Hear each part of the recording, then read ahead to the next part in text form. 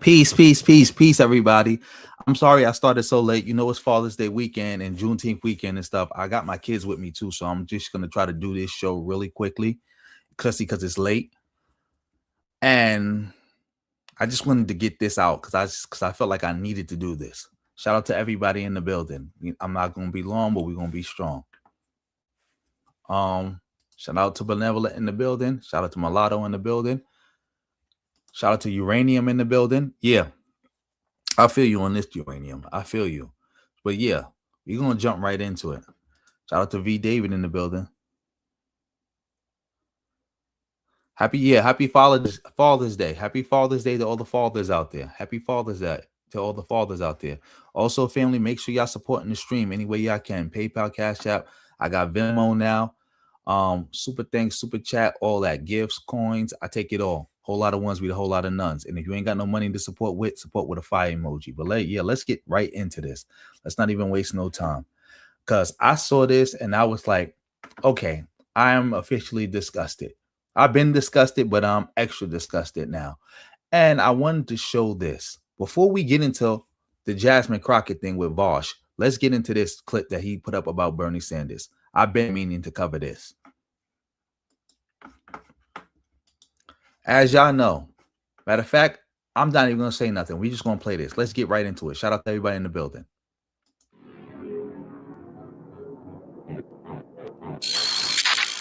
There wasn't even a primary for Ossoff. Do you think that was a good move? I don't think any Democrat could do a better job at winning Ossoff's seat than Ossoff. So hopefully he does well. He's been feeling confident lately. At least that's what I see in his appearances. Well, I'm out of tabs. How are we doing? You're too pessimistic on this. Dem soaks are massively outperforming in Dem primaries. Look at Rab and Al-Saif. Sure. But it doesn't change the fact that to the average Democrat, socialism doesn't really mean that much, I'll read that in a bit. Happy to hear you're doing better. Ossoff's all right, yeah. Oh, speaking of the Senate, did you guys see that fucking awful thing from Bernie Sanders? God almighty. That softball question? Let me find it. People were real upsetty spaghetti over this one. And by people, I mean like me. Me too. And polls among Palestinians in the occupied West Bank and Gaza are showing that they're increasingly in favor of a one-state solution with equal rights for Israelis and Palestinians alike and equal citizenship. Is that something you believe could happen, or is that something you support? No, I don't. I mean, I think if that happens, then that would be the end of the state of Israel. And I support Israel's right to exist. Oh, let's bring that back a little bit for all you who didn't hear that. Let's bring that back. Upsetty spaghetti over this one. And by people, I mean like me. Me too. And polls among Palestinians in the occupied West Bank and Gaza are showing that they're increasingly in favor of a one-state solution with equal rights for Israelis and Palestinians alike and equal citizenship. Is that something you believe could happen, or is that something you support? No, I don't. I mean, I think if that happens, then that would be the end of the state of Israel. And I support Israel's right to exist. Woo. Hey, love you. As you heard, family, you heard what he just said here. Bernie Sanders just said out his own mouth that he's against ending apartheid in Israel because it will be the end of Israel. And all these people are just upsetty spaghetti. No big whoop. Like, yeah, Bernie Sanders did a bad, but, he's still our guy. Mind you, if a black person had said something like this, it would be the end of the world. They would call them every type of Zod, slave, and Zionist. And yeah, also, when they start calling black people Zionists, a lot of these leftists, that's their version of thug. You know how the Republicans call black people thugs? For no reason, just referring to black people as thugs. That's their euphemism for the N-word. It's the same thing with black people with the Zionist nonsense. Because I don't know what's more Zionist than this. But nobody seems to have a real problem with Bernie Sanders. He literally just said, I'm against ending apartheid in Israel because it will be the end of the Jewish state. Why would it be the end of the Jewish state? Because there's just as many Palestinians as there are Jewish people, right? And the Palestinian birth rate is higher than the Jewish birth rate. And a lot of Jews would just leave Israel or wouldn't even come to Israel anymore if they had to have equal rights with Palestinians. But the Palestinians wouldn't leave. They would just stay there. And the right to return will most likely be voted in. So you'll have even more Palestinians returning from Jordan, overseas, Lebanon, all these places. Egypt, returning. And then they would have the numbers. And because it's a democracy, they would win. Imagine if somebody said, I don't want to end apartheid in South Africa because it would be the end of the white state. The white majority controlled state. That's exactly what Bernie Sanders just said here.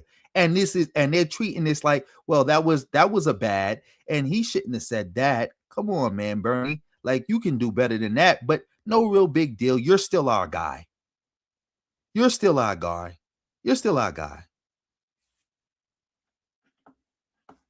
Exactly. And not only that, this is Palestine. Mind you, this is the issue that they use to attack Democrats mercilessly. This is the issue that they use to attack black people mercilessly.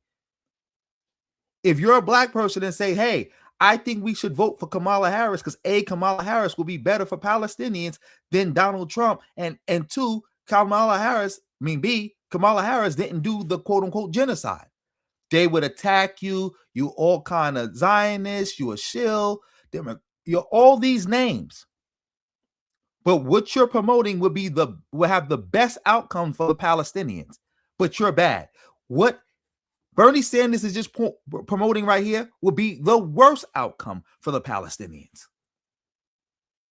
That they stay in apartheid in an apartheid situation. But nobody's attacking him. Nobody said they hate him. Nobody said they done with him. Again, imagine you not even imagine. Y'all know all the hate they gave Jasmine Crockett. Jasmine Crockett, who never would have said nothing like this. Jasmine Crockett, who is not no Zionist, who took money from somebody who's connected to somebody who's connected to AIPAC, which everybody takes money from. But she this big Zionist that cannot be supported. While Tariq took money from an actual Zionist, not just any Zionist, Donald Trump's #1 backer, and when he runs for president. I think it's Sheldon Adelson's wife, the one who gave Donald Trump money the first time he ran with the understanding that he would give all of Jerusalem to Israel. Because remember, there was 3 Palestinian areas: East Jerusalem, Gaza, and the West Bank. East Jerusalem is effectively gone. It's just Israel now. Because when Trump got in there, he held true to his word and moved the U.S. embassy and stuff to Jerusalem, and they just took the whole Jerusalem. Now, this time around, she gave Trump money to let Israel just take the whole West Bank, like to just drop the pretext of the West Bank being some type of autonomous region or something like that, and just annex it completely. And Tariq took money from that woman, but it was no big deal. Jasmine Crockett never took money from nobody like that. She never took money from no Republican. She never took money from a Zionist. But again, it was the end of the world, and we cannot support Jasmine Crockett. She's the enemy. She's super bad. This is who the white left is. That's why when you hear all these bozos talking about, we gotta support. Matter of fact, I'm gonna save that for another time. When you hear all these bozos now coming out talking this, why I left the white left and all this other stuff. Matter of fact, I'm gonna save that for another time too. Let's just continue on with this. No, they're not no Democrats. These lefties, these weirdo lefties, they're just using the Democratic Party. That's another thing. The Democrats have allowed these lefties to hang on and be around too long while they're running some type of Lenin gambit to knock them out the equation. Like, think about this. Every Republican administration we got in the 21st century is because of the lefties. Every one of them. Every one of them, because the lefties sabotaging the Democrats. Sabotaging the liberals. This is why we do the BYB. This is why when people was challenging me, talking about, a lot of our great blacks were lefties. And and they all ended up leaving that shit because of all the behavior of the white lefties. Let's keep it going. Huh? Coffee? I'd love coffee. Here you go. Yeah, that's pretty bad. Is this a new interview? It's hard to tell because he's looked 100 years old for like 20 years now. They really pitched him as... Why is it a problem if it's a new interview or not a new interview? Like, because again, that whole thing that you were crying about with Jasmine Crockett, that wasn't new. That wasn't new. But you still cried about it. But yeah, let's keep it going. Softball. Here, I'll try to find it. Apparently it's old. It looks, the video quality. Here, I'll see. Al Jazeera, Bernie Sanders. The time the time that he did this does make a bit of a difference, but not, not a huge one. It makes no difference. It makes no difference. It makes no difference, especially that because he did it, whether he did it a year ago or a couple of months ago, he did this after October 7th, by the way. That's all that matters. I would even say that it doesn't even matter if he did it before October 7th. But yeah, let's keep it going. Let's keep it going. It's 10 years old. Okay, that definitely makes a difference. Still bad. You have to be joking, man. Dude, he's always looking old. Is that something you support? Okay, maybe his opinions have changed. Has anyone asked him if he believes in a one-state solution now? I mean, honestly, the one-state versus two-state solution dynamic doesn't really mean anything anymore because it's genuinely like trying to argue with Nazi Germany as it still exists as Nazi Germany about like what degree of political freedoms Jews will be allowed within their state, which is to say like obviously none, and even trying to talk about it seems meaningless, right? Like right now a one-state solution can't happen because Israel is Nazi. Shit, it's all Nazis. And you can't have a two-state solution because if you had that, they would just bomb it forever, right? So it's like there's no. So if Israel is all Nazi, are you gonna call Bernie Sanders a Nazi supporter? Call everybody else a Nazi? Are you gonna call Bernie Sanders a Zionist? Call everybody else a Zionist? Nonsense. Beyond nonsense. This is the interview. You found it 9 years ago. What I am trying to do now is to transform the Democratic Party. So then what's wrong with the answer? Well, I mean, he pretty explicitly says here that he thinks that Israel should continue to exist as a Jewish ethno-state, which is pretty bad. Look at that. His own lefty audience like, well, what's the problem with that answer? Mind you, this is the same audience that if a black person has said, hey, we need separation, they would accuse you of trying to create a black Nazi state. Like, come on now. Ridiculous. He shouldn't even had to even explain that. And again, he's not making a big deal about it. A one-state solution would be the end of Israel, and I support Israel. I mean, like a one-state solution in this case would mean the political incorporation and representation of a bunch of non-Jewish Palestinians, and he says that would end the state of Israel. I don't think that the enfranchisement of black people ended the state of America, in my opinion. Shout out to Lee D. Clinton for setting it off with that $10. Much appreciated, bro. Much appreciated. You already know red, black, and green. BYB, you already know with that too.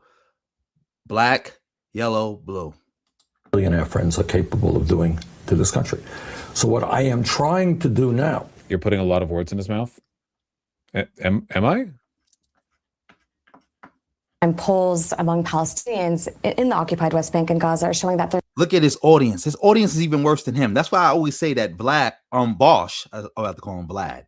Vaush is like the best version of the left you ever the online left you ever going to see. Because look, his own audience is arguing with him, talking about you putting words in Bernie Sanders' mouth. He's not putting any words in Bernie Sanders' mouth. That's exactly what he said. That's exactly what he said. What's the difference between what Bernie Sanders said and somebody else saying, I'm against, again, the ending of apartheid? I don't, because remember, when they was doing apartheid, what they try to do, they try to come up with these Bantu stands where black people could have these Bantu stands, but white people would still control South Africa. And if somebody asked them, hey, are you in favor of one South Africa? And they said no, because it would be the end of white majority rule. We would all understand what he's saying. It's plain English. It's the same thing with Bernie Sanders. No, because it'll be the end of the Jewish state. It's not that hard. But again, people pretend it is. Increasingly in favor of a one-state solution with equal rights for Israelis and Palestinians alike and equal citizenship. Is that something you believe could happen, or is that something you support? No, I don't. I mean, I think if that happens, then that would be the end of the state of Israel. And I support Israel's right to exist. That sounds pretty straightforward to me. Is to transform the Democratic Party. Transform it. And we're having some success. Israel. To the table. It's increasingly evident that hopes for a two-state solution are almost dead. At the same time, polls among Palestinians in the occupied West Bank and Gaza are showing that they're increasingly in favor of a one-state solution with equal rights for Israelis and Palestinians alike and equal citizenship. Is that something you believe could happen, or is that something you support? No, I don't. I mean, I think if that happens, then that would be the end of the state of Israel. And I support Israel's right to exist. Do you think a two-state solution is still viable? Yes, I think if there is the political will to make it happen and if there is good faith on both sides. Did we not care this 9 years ago? Nuts. I don't know what you want me to say. I already said that that factors in somewhat. I don't know what you want me to say. See, like his own audience is attacking him because it's like, well, what are you doing? What are you doing? This was 9 years ago. What's the big deal? So the plight of the Palestinians didn't matter 9 years ago. It only just mattered now because of what Israel did after October 7th. Now it matters. This is what I was also talking about with the lefties. Don't really care about the Palestinians. They just using them and their plight as a political football, as a way to attack their enemies. That's it. I do think it's possible. And I think there has not been good faith, certainly on this Israeli government. And I have my doubts about parts of the Palestinian leadership as well. Here in the U.S. 10 years ago, this was still radical. Well, no, he's pretty explicitly saying he defends the existence of Israel as a Jewish ethno-state. Refugees are a politically divisive issue. We've seen them. It's really an age thing when it comes to him, IMO. Well, he's always been, I think, for a person of his political disposition, quite weak on the subject, you know. Obviously, he's no, thank you. He's no Randy Fine, but River. She ran in here. It's okay. You can leave her in here. She sneaked in. Show us. River. Escape. One of her ears clipped. Yeah, I got her from a shelter. Well, I didn't. My partner did, but you know. Vaush, Congress moves to quietly integrate U.S. and Israeli militaries. People keep saying this, but I find the claim less than credible. That doesn't sound real to me. Like, I don't just like. I think he's off that issue, but I'm about to, because I didn't watch this video beforehand. I only watched that little clip with Bernie Sanders, and I'm like, oh, I got to cover this. But I think Vaush is off this. So yeah, we can move along. And in fact, let me just speed it up a little bit. Man. They're down pretty low right now. That shit's going to rubber band so hard. Yeah, I mean, I don't really know what's going on over here. 8 days. Yep. So he's off that. So let's see how he covered Jasmine Crockett. Mind you, I did not watch this video with him covering Jasmine Crockett, but I just saw the title and I knew that it's like, I bet you he calls her some type of Zionist or something like that. I bet you. I can see it. Tries to accuse her of being some type of racist. I can see it. I see it. Let's get into this. Shout out to everybody in the building. Make sure you liking the video, you sharing the video, you commenting, you doing everything you can to support the stream. You hitting that reaction reaction heart. You're doing everything. Do everything you can. Whole lot of ones beat a whole lot of nuns. But let's get into this.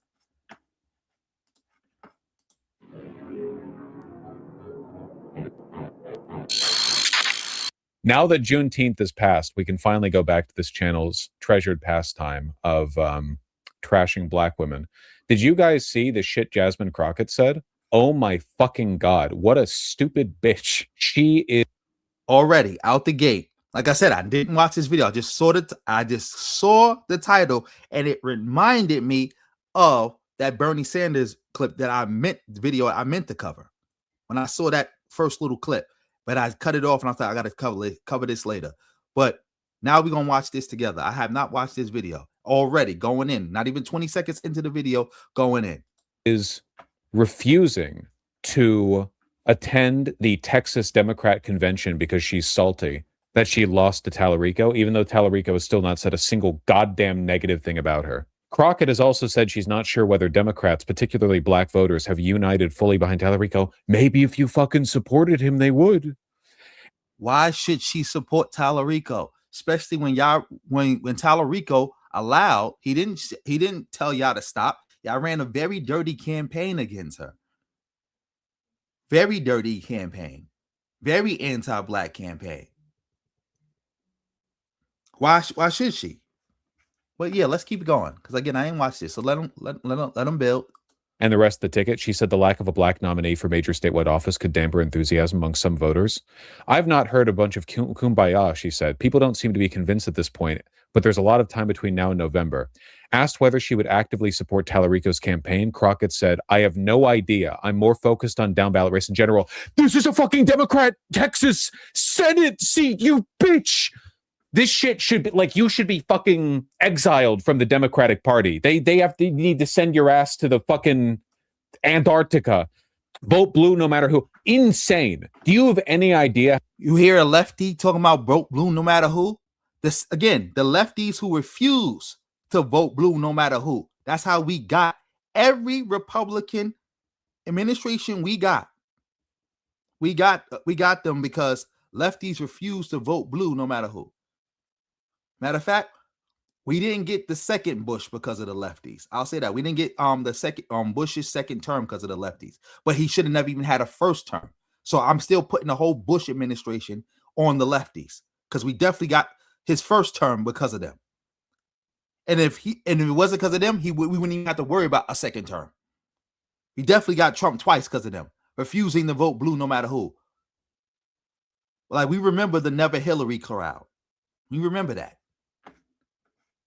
And again, she's saying that, like, hey, there's no black people in the on the ticket.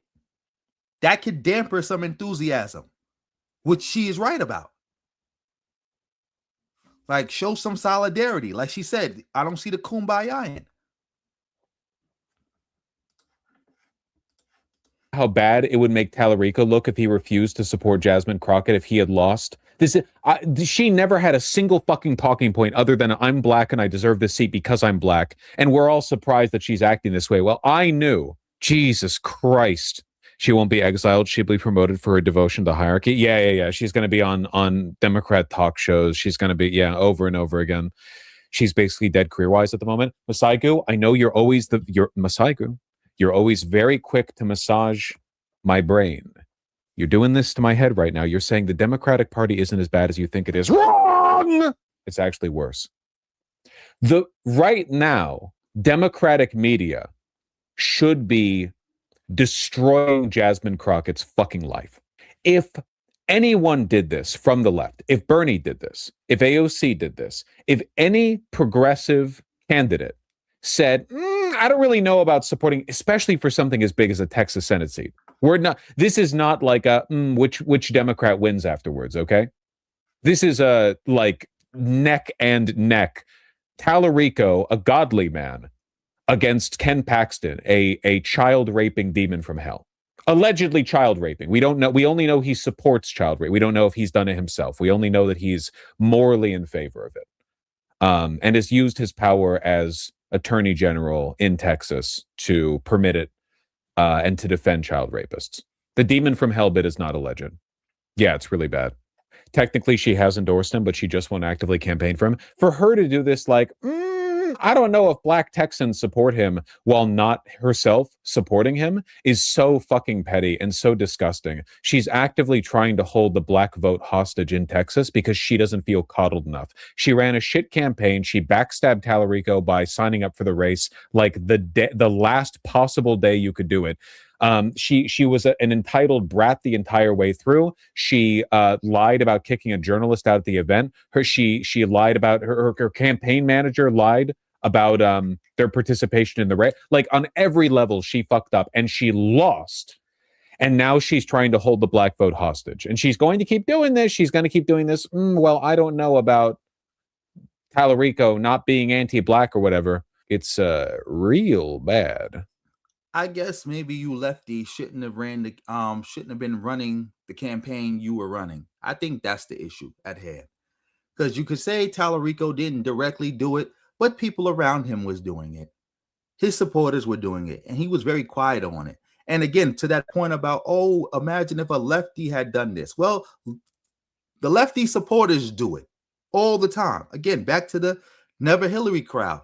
I don't remember any progressives. I don't remember Bernie telling y'all like, hey, cut that Never Hillary stuff out and make sure you go and pushing the line for Hillary Clinton hard.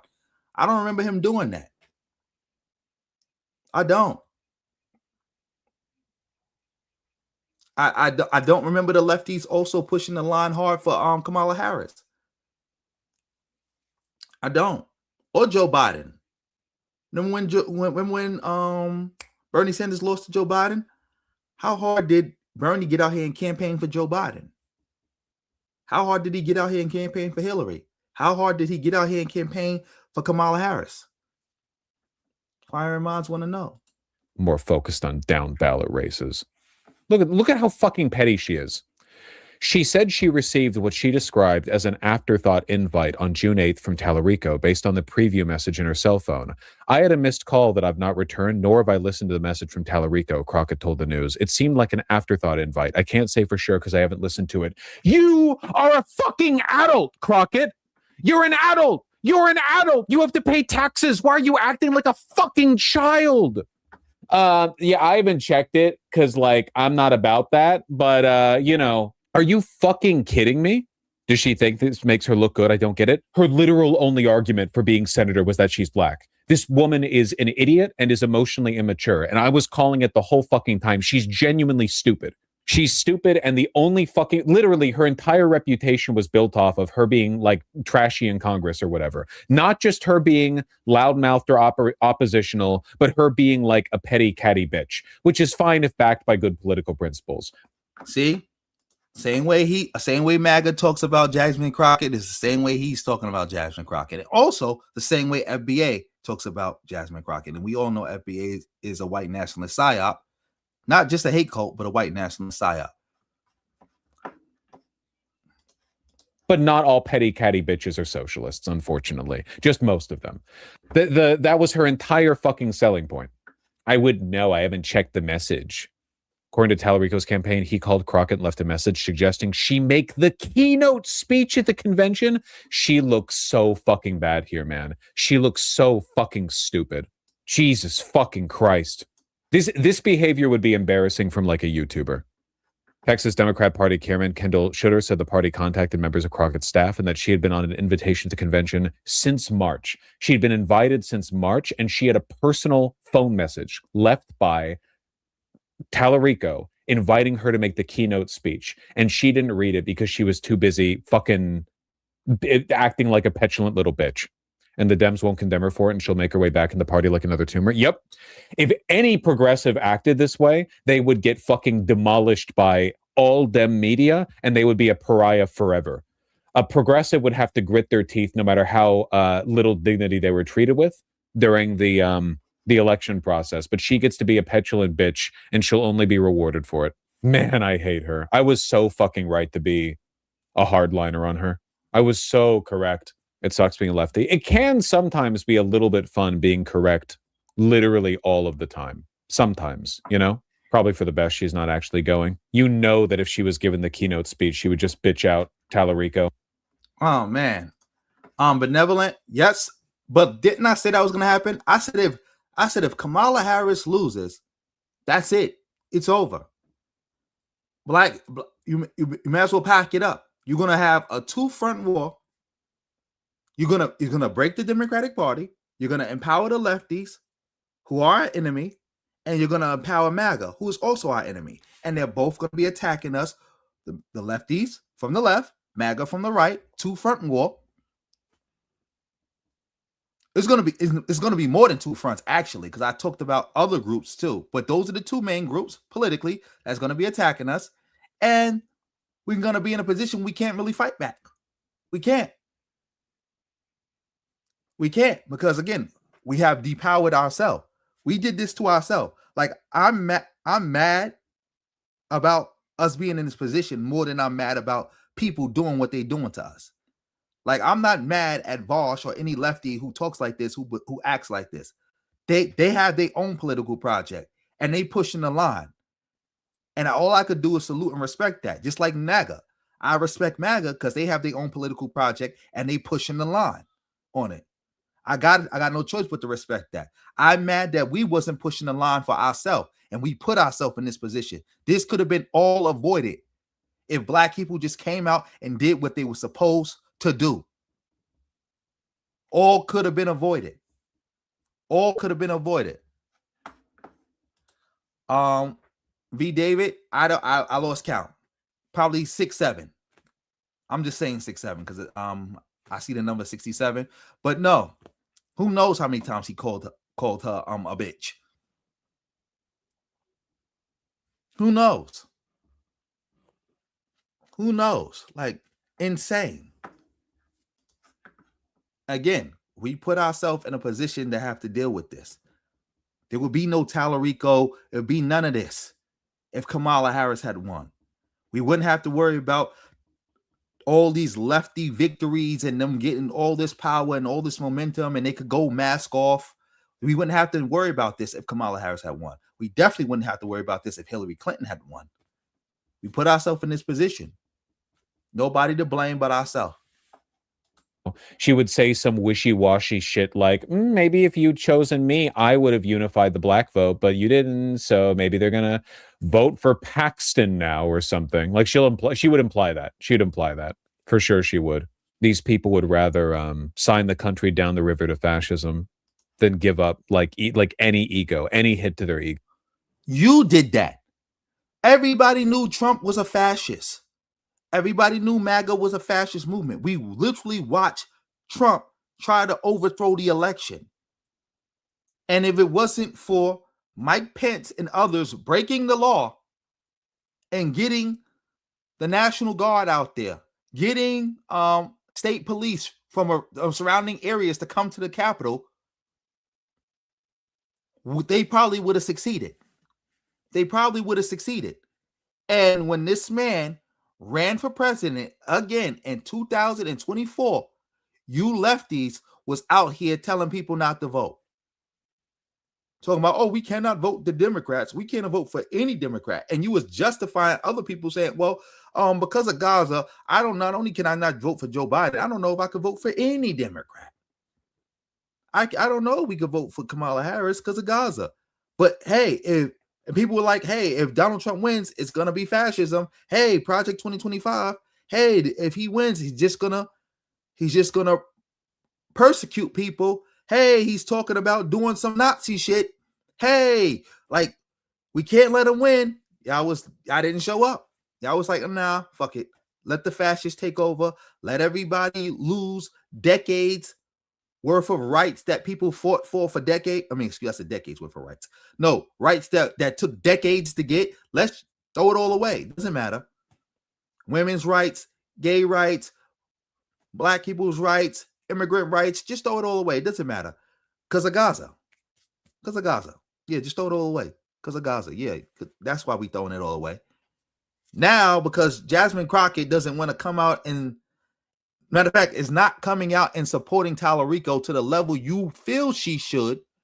Now we are the ones emboldening fascism. We are the ones handing the country over to fascism. Ridiculous. Go. They're like Trump in that respect. They will allow infinite damage to the country if it means protecting their ego. They're just like Trump in this respect. Politics is such a magnet for these type of people. At least she wasted some AIPAC money. Did she get AIPAC money? I actually forget. Yeah, she did. In poll after poll, black voters consistently back Tariq. It's a nothing burger. Her behavior isn't a nothing burger. She needs to be made an example of.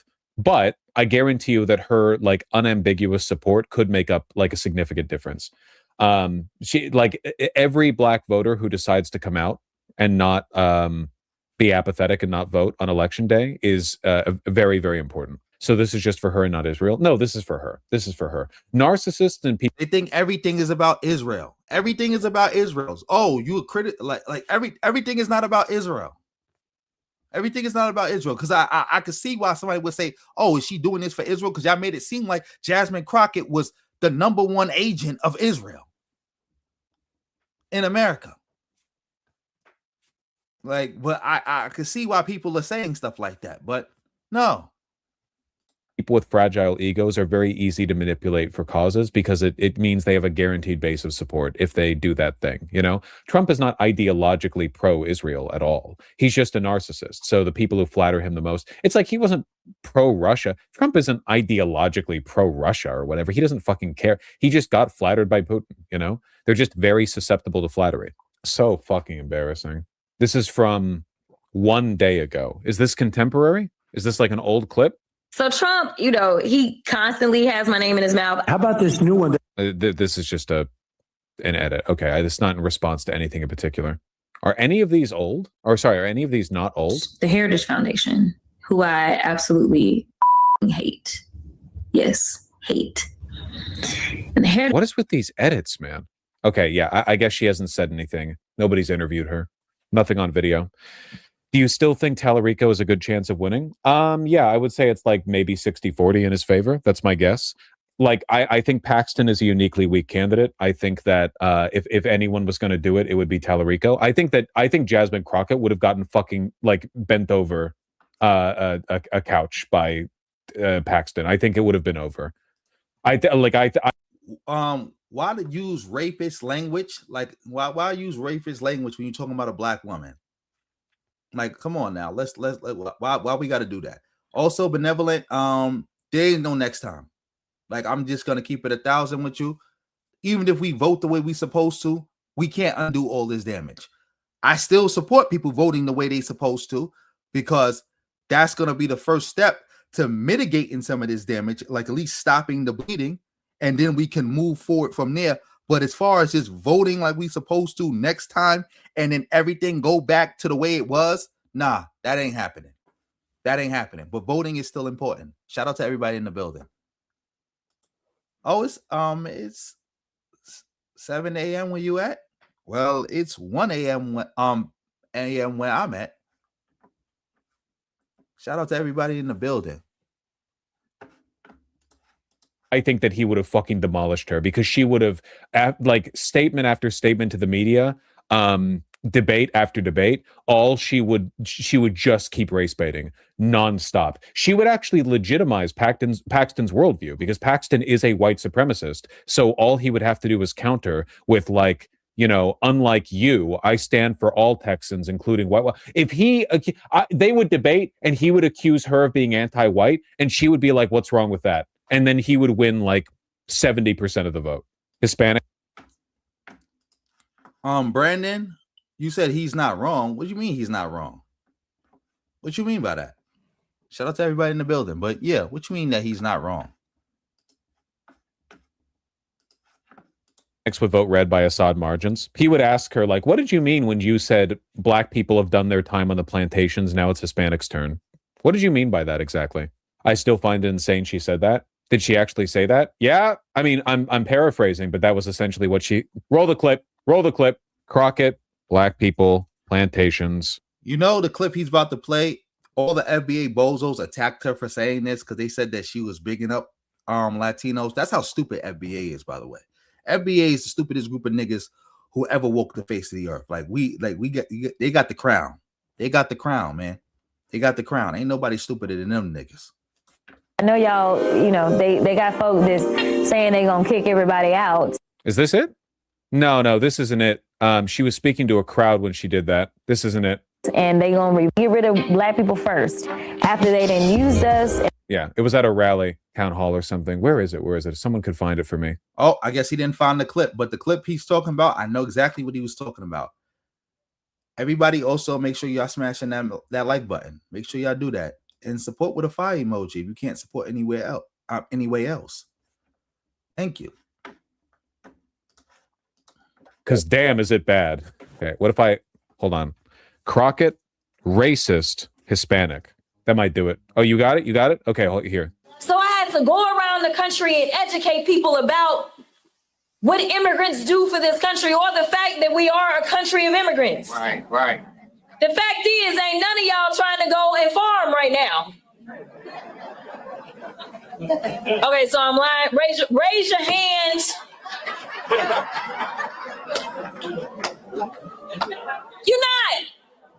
You're not.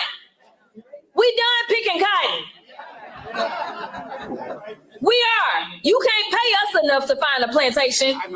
In argument for why we need immigrants, because they're done picking cotton. Never not funny. Yeah, and no one clapped at a fucking Black Baptist church doing a rally. No one clapped. That's insane. Do you know how many 80-year-old women there were in this crowd that would that would happily clap for a wide range of broadly pro-black but problematic statements. No one clapped.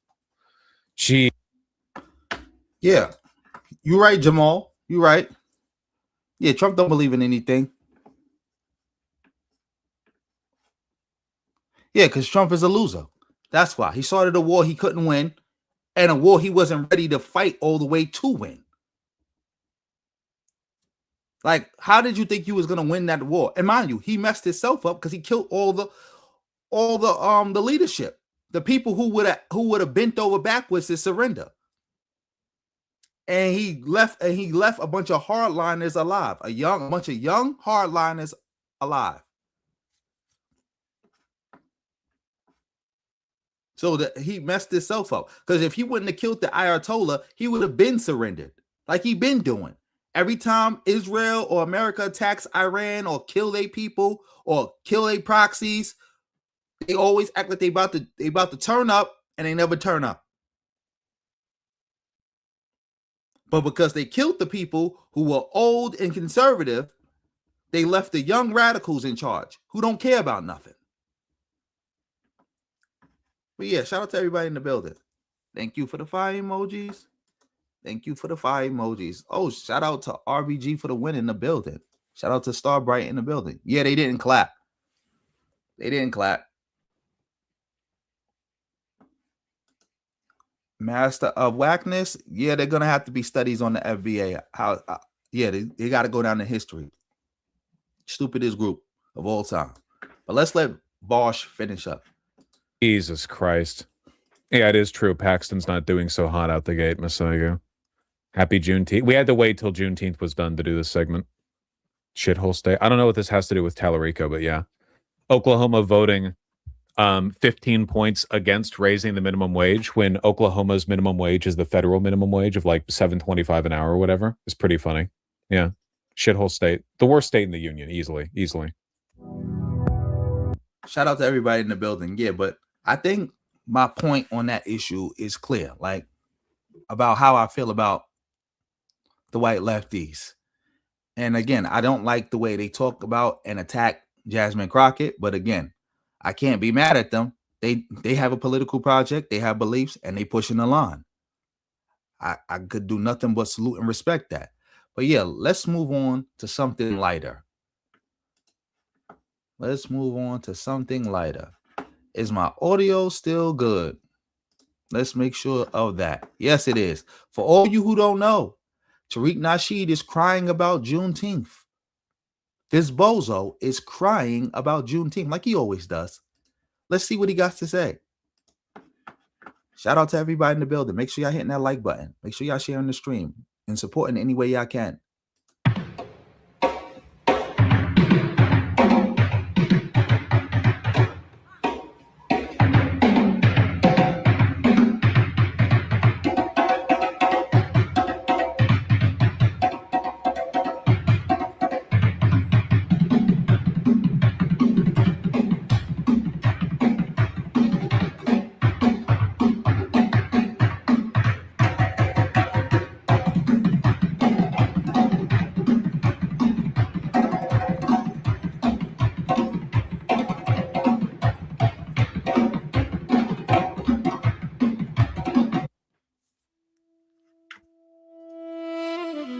Tariq is mad. He was mad about that African celebration at Juneteenth.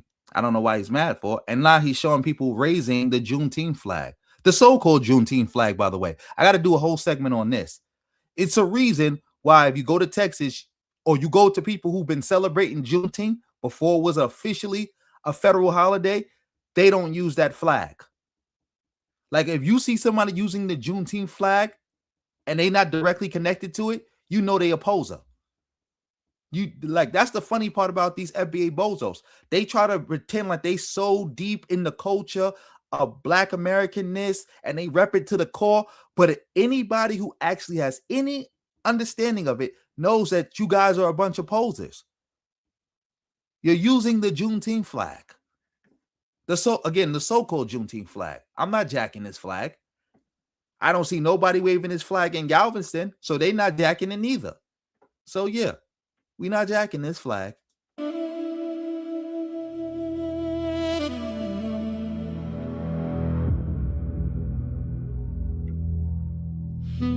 So he couldn't find somebody raising the Juneteenth flag without also raising the pride flag. Tariq is telling y'all something. He telling y'all something. He couldn't find a raising of the Juneteenth flag without also a raising of the pride flag. Tariq couldn't go out there and pay somebody to raise a Juneteenth flag on its own. Mind you, Tariq is a millionaire, by the way. It would have been nothing to pay some to buy a Juneteenth flag and raise it himself. Also, again, find somebody raising the Juneteenth flag without raising the pride flag. You can't make this up, man. Exactly. FBA is LGBTQ+. That's exactly what they are. But they accuse everybody else of being LGBTQ+. You don't agree with Tariq? That's because you a punk and you like bussy. But here we go. Juneteenth flag with the pride flag. And mind you, if you don't agree with something Tariq says, oh, you just you a Democratic shield trying to mix pride with Juneteenth. Pride-teenth. That's something he'll say. Well, let's keep going.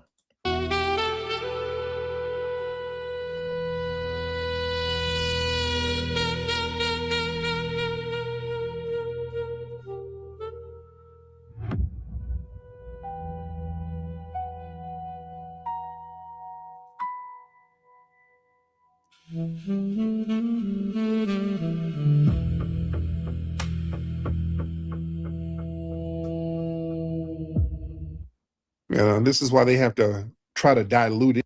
Why he got the Transformer flag and the rainbow flag in the background?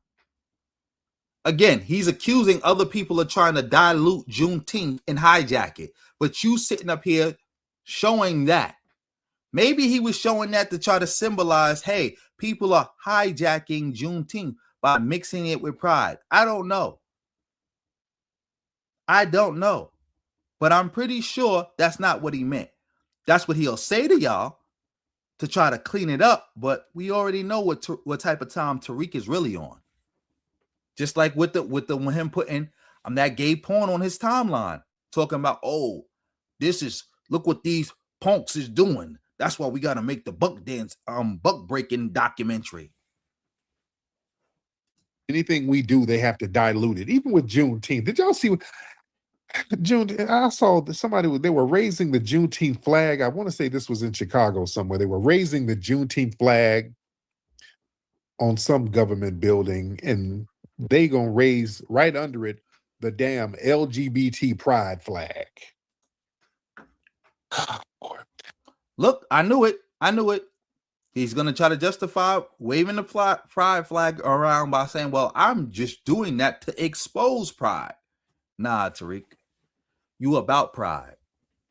Notice when it comes to Juneteenth, notice how everybody keeps trying to crowbar their shit with Juneteenth. Do y'all notice they just can't let Juneteenth just be Juneteenth? It just can't be about us. It can't be about us. It just can't be about foundational Black American culture. It's always they're going to mix in some Joloff. There's no such thing as foundational Black American culture. Foundational Black American is a hate cult. Like, so Juneteenth can't be a part of your culture. You're a group. You don't have an ethnic culture. You don't have a racial culture. You're just a group. A hate group at that. Having a Negusi Juneteenth contest. They're having some Afro beats Juneteenth. It's a pride transgender Juneteenth. It's always got to be diluted with something else. They just can't let it be its own thing. There always has to be a mixing of our shit with other people's stuff. You understand? Now, why is this? Why is this? Why do they have to mix our shit with everything? The thing is, when you erase a specific lineage, you try to erase the legal claims. See, Juneteenth is a very specific historic commemoration. Here we go with FBA babble. If you try to erase a lineage, you try to erase legal claims. What does that even mean? A lineage is a bloodline. What that got to do with a holiday? for people. And how can that erase a legal claim? By having other people celebrate a federal holiday. Is people out running around celebrating, what is that? What day is that?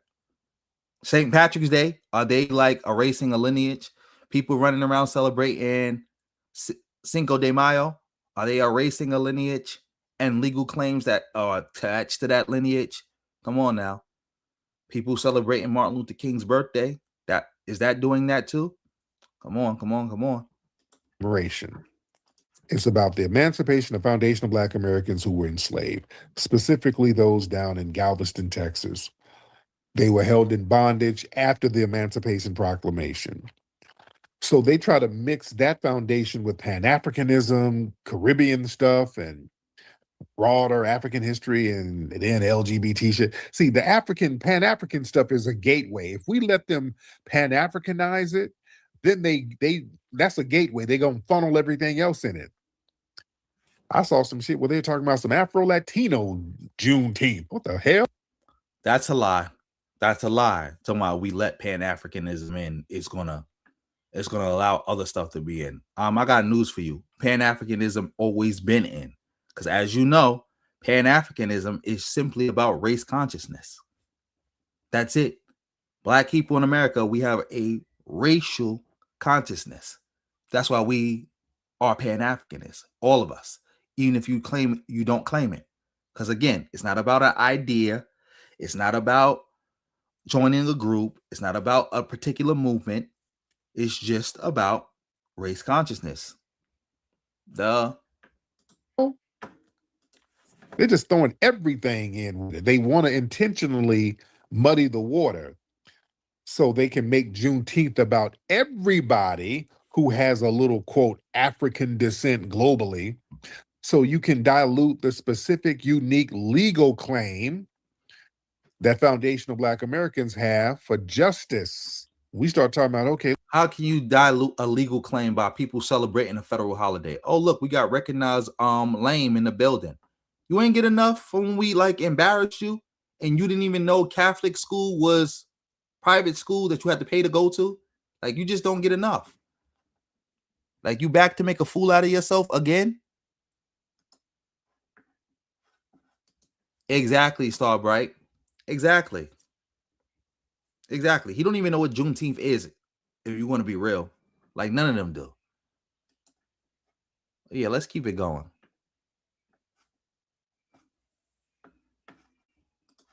Let's get some Juneteenth checks going on. You understand? Notice the corporate and the political playbook. See, whenever a specific Black American milestone gains national visibility, they immediately try to attach it to the LGBT. Exactly. Like, there are gay Black people who want to celebrate Juneteenth, and they want to celebrate Pride, and they should be free to do so. And it's like, stop acting like FBA is not an LGBTQ organization. Like, come on now, cut it out. Always with this nonsense. It's just nonsense. Let them keep talking. BT flag, immigration narratives, all these other marginalized groups. Also, you heard them talking about when they're going to get some Juneteenth checks. Why you ain't talking about Donald Trump working with Ed Blum officially to try to stop Evanston, Illinois from cutting reparation checks to Black people? Why you ain't speak on that yet? Y'all didn't speak about Evanston when they was first giving out the checks. I never talked about them. Only one of y'all ever talked about it, and that was the Black Authority, and he talked about it to attack Evanston. He did that to attack Evanston, and I think Pharaoh said that did that too. Another bozo. But yeah, y'all ain't been talking about it. Y'all definitely ain't been talking about this, what's happening now. But yeah, let's keep it going. Just like the white guy who called earlier. We're talking about reparations. He's like, well, what about veterans? They should get it too. Like, what? See, that's a deliberate tactic to basically dissolve the political and economic power of Black Americans. They know if we get what we're supposed to get, we're going to act a fool with it. We're going to be a powerhouse. They know what we're capable of. They understand if we are not completely subjugated, man, we start running shit. You understand? So they want to turn a very specific memorial of the end of American slavery into a generic celebration of freedom and diversity for everybody. They want to try to absorb our history into this catch-all umbrella so they can really neutralize our distinct voice. They're not doing it so that it's a kumbaya, it's to muffle and shut us the hell up. That's why we called out Obama doing that whole, he's going to do this Juneteenth display of that painting that was done by a Nigerian woman. Well, that ain't. How is any of the stuff that you're talking about diluting or hurting the black community? Like, you still have failed to point that out. How? You just keep saying stuff, but you have failed to point that out. How is this hurting the black community? Got shit to do with no damn Juneteenth. You understand? See, the dominant society, they know that foundational Black Americans, we possess a unique political leverage due to our history and our presence in this country. So to counter this, they use global narratives. They always try to tie Juneteenth into the Caribbean, continental Africa, and all that stuff so they can focus away from the domestic political and economic interest of Black Americans. See, they want to crowd us out of our own legacy by bringing in these external agendas into spaces that really belong to our ancestors' lineage. Yeah. See, if Juneteenth remains strictly focused on slavery here and the aftermath, that forces a direct, uncomfortable mirror onto the dominant society regarding institutional wealth and systemic oppression. But if they can pivot the conversation into global African history or Pan-Africanism, they can shift the focus away from the United States government's specific debt to our lineage. You see?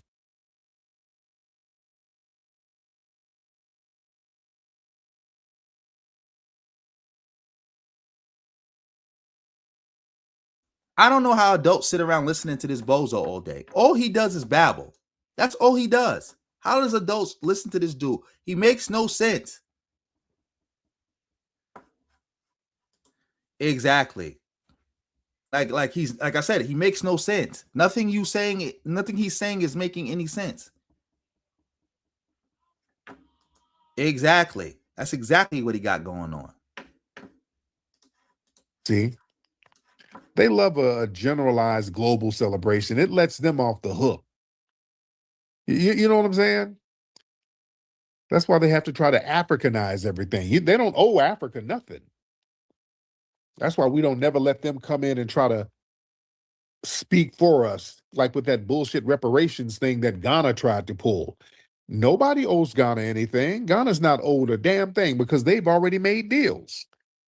And they know that. They know we're not going to get nothing with no damn Ghana. They've already made deals and capitalized off of it, those kingdoms and those tribes over there. So they know that these people are going to try to mix in and dilute what's designed for us. And see, when the dominant society can't suppress a Black American movement or a holiday, their next move is to buy it out and liquidize its meaning. You attach every trendy social agenda and corporate marketing campaign to Juneteenth, and you turn a revolutionary historic marker into a commercialized carnival. Do you know how disrespectful it is to put all of these trans flags and stuff with Juneteenth? They would never pull that shit with any other folks. You wouldn't mix LGBT stuff up with the Holocaust. They wouldn't let you disrespect them like that. Wrong, Tariq. People do bring up if they got gay people in their group, gay people be out there at the Puerto Rican Day Parade. You got gay people holding up gay flags and you just mentioned the Holocaust. You do know, like, gay people was a part of the Holocaust, right? You do know the pink triangle, right? So when people talk about the Holocaust, you do have gay people coming out with the pink triangles. See how the Jews had to wear the yellow star? The gays had, the LGBTQ had the pink triangles. You understand? That ain't even remotely the same. And we don't need to let them do that shit. Come on now. Chevalier, let's get some people in here. Chevalier, whatever your name is, hop on in, sir.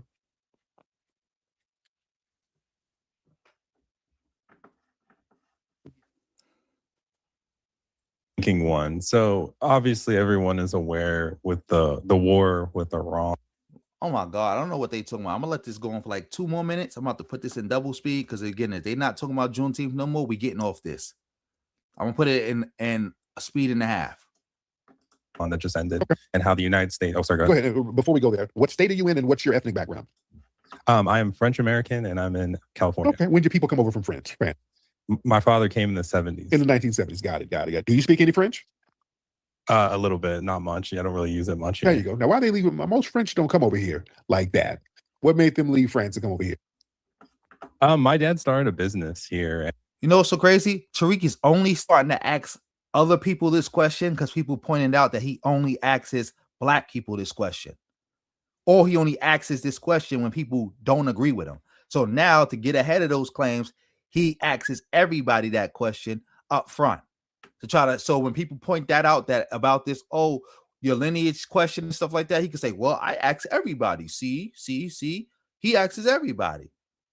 Bozo talk. And look how cordial he's being and respectful he's being to this white man. You would think if that white man would have been like, oh, I'm Nigerian or I'm Haitian, you think he would be this cordial and respectful? And his business partner wanted to move everything out of the country during the kind of post-de Gaulle era. So they came to the United States because it was just a friendlier environment. There it is. Okay. So now you're saying about Iran. Now what about it? So obviously the big thing everyone's talking about is the $300 billion that's paid, and it's being worded. Oh, let's see what Tariq got to say, because again, he didn't cover that. He didn't cover the $300 billion. We covered that. Tariq didn't. Let's see what he got to say about that $300 billion going to Iran. I'm happy I kept going. Let's see. It as reparations. And go ahead. Yeah, go ahead. I'm listening. Go ahead. And I kind of thought about the whole FBA thing, about how, for foundational Black Americans, reparations is something that you advocate for. Right.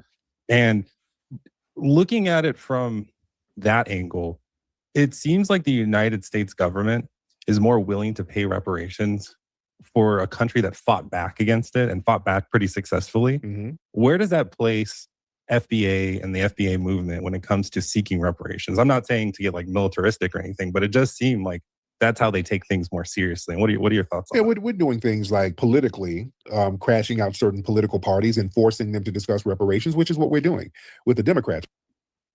You heard what he just said, right? We're doing things. I thought y'all wasn't even a group. I thought y'all was just a lineage. And now you're doing stuff by attack. That's your answer to the question about Iran getting reparations. First of all, I'm pretty sure you didn't even know this because, again, Tariq is not informed. He's stupid. He doesn't pay attention to the news. If he don't see it, like if one of his FBA bozos don't send it to him, he don't know what happened. And then if he did, he would try to ignore it because, again, that would point to the question like, hey, Trump is talking about giving Iran $300 billion plus in reparations. Shouldn't we put some pressure on Trump since he's in a position of power and he's running around giving out all these reparations? Oh, Trump is, at the same time he's doing this, he's joining a lawsuit to stop Black people from getting reparations in Evanston. Baby, we should go hard on the Republicans. Tariq can't have that. So his answer to all this was to first not cover it. And now that he's forced to cover it, talk about attacking the Democrats. That's his solution, attacking the Democrats. Well, listen, remember years ago, people say reparations, they get shouted down and smacked down and people would just punk out and not talk about it. We have forced the reparations conversation into the national lexicon where they are putting together reparations task force agencies all around the country. So that's a good milestone. They've been doing that. Like the Evanston thing. Y'all didn't have nothing to do with that. That's based on HR 40, which y'all attack. That's based on NCOBRA, which y'all attack. And again, you talk about all these reparation task force going on around the country. Are you going to talk about Ed Blum suing to stop that money going out? And Trump joining forces with him? Are you going to talk about that? Are you going to talk about the partisan Supreme Court, which this case could go before, which most likely is going to rule with Trump and Ed Blum? Are you going to talk about that? Or are you just going to talk about attacking the Democrats still? They are waiting us out to see if we're going to teeter off, and we haven't teetered off. We're still stomping on reparations business. So it's a process that we're still stomping for, because we're supposed to never get anything specific. Foundational Black Americans, contrary to any misbelief, we have never, ever, ever specifically gotten any type of tangible benefit from the U.S. government at the omission of other groups. Like, other people have gotten things that we've not gotten. Immigrants get shit that we can't get. It's the other way around. We have never received anything at the omission of other groups. And Tariq is just lying. He don't know what he's talking about. Yes, Starbright, you're using the term correctly. Tariq is in fact a Republican shill. He's in fact a Republican shill. Anvil, that's not correct. They are getting reparations. That's not just their money. That's not just sanctions being released. They're getting money. You even got MAGA people acknowledging that they get in the bag, and they trying to spin it as, well, America's not giving the bag. It's the Gulf countries that's giving the money, not America. Yes, Iran is getting reparations. They're getting the bag. They are getting a bag. If the deal goes through, they get in the bag. Like, they have already signed for the deal to go through, by the way. But we'll see. But as of right now, Trump administration has agreed to give Iran war reparations because we lost. Like, that's why people keep calling this right now the Treaty of Versailles, where Germany lost in World War I, and they had to sign that humiliating Treaty of Versailles and agree to pay war reparations. Shout out to everybody in the building. And that's by design. So this is why we're forcing the conversation to be very specific for our lineage. We have to get something very specific and tangible, nothing symbolic, for us. And people are kicking and screaming and whining and complaining. Not only are the white supremacists doing it, all the buffer classes who benefit on us being on the bottom of the racial hierarchy, they get little benefits and set-asides too that we can't access to. So the name of the game, we're flipping the whole racial hierarchy. So that's going to be a process, and we're in it for the long haul. But reparations is going to come because we're too focused on it right now, and we're not letting up, and they see we're not letting up. So it's going to be very interesting, but it is going to come pretty soon. Now, how do you feel about reparations? Do you think we should get reparations? Nonsense. Correct, Terrell. Tariq is an idiot shill. Yeah, I heard that earlier today that the talks fell through. A part of the MOU was agreeing to pay the money. That was a part of it.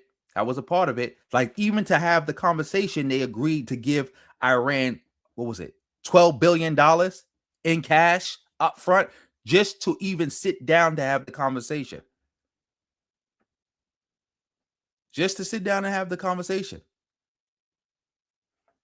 But yeah, let's keep going on this.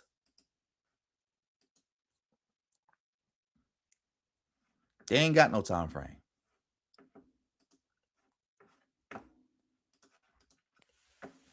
I think so. I've studied a lot of the plight of what I would say now, that before I kind of found out about the movement, I kind of lumped everyone together. But when I knew about the foundational plight in the United States and such, things. He's calling it a movement, Tariq. Movements have leaders. Are you going to not correct him and say FBA is not a movement? But because it's a white man, you got to show him proper deference and let him say whatever he got to say. Like Tulsa, Oklahoma, and coming from a financial background, I know what damage events like that do to generational wealth. Like, for instance, I live in Manhattan Beach, and we all know about Bruce's Beach here and how that whole thing was taken away. So yeah, I'm for it, but not to cap on anything, but I feel like it is kind of weird when you have like an Ethiopian guy who shows up and then he hears about reparations. I would want it to be very directed toward like the true descendants. Right. So yeah, I would be for that. Look, a white guy coming in pushing xenophobia, and Tariq is like glazing him. Like, when did you ever hear an example of an Ethiopian guy just coming to America and saying, "Hey, give me my reparations"? Never heard of that. That never happened. But he's saying it like this is a thing, and Tariq is agreeing with it like it's a thing. Remember, this goes back to the whole notion that we got to delineate so we could get our reparations because the government doesn't know who is who, or because the immigrants are trying to take our reparations, or they trying to stop our reparations. And the only way to do it is to delineate. You got this white guy promoting this nonsense, and Tariq is agreeing with it.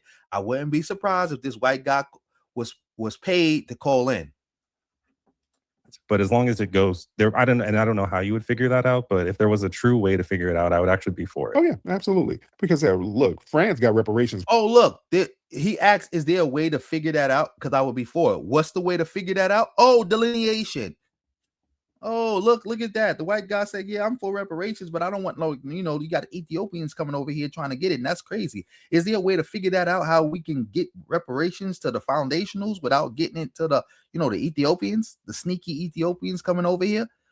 Oh, is there a way? Oh, yeah, there is a way. It's something. It starts with a D. Oh, delineation. From Haiti, Yeah, that actually just ended not too long ago, which is kind of crazy. Which is extremely crazy. So yeah, France got reparations from the people they enslaved. So all things are possible. All things are possible. But anyway, thank you so much. I appreciate you. Thanks. All right, let me see who we got. Let me see. Y'all raise your hands, ladies and gentlemen. Everybody raise your hands. Let's get all in royalty in the building. Shout out to everybody in the building. Let's speed him up again, because again, we're not doing that.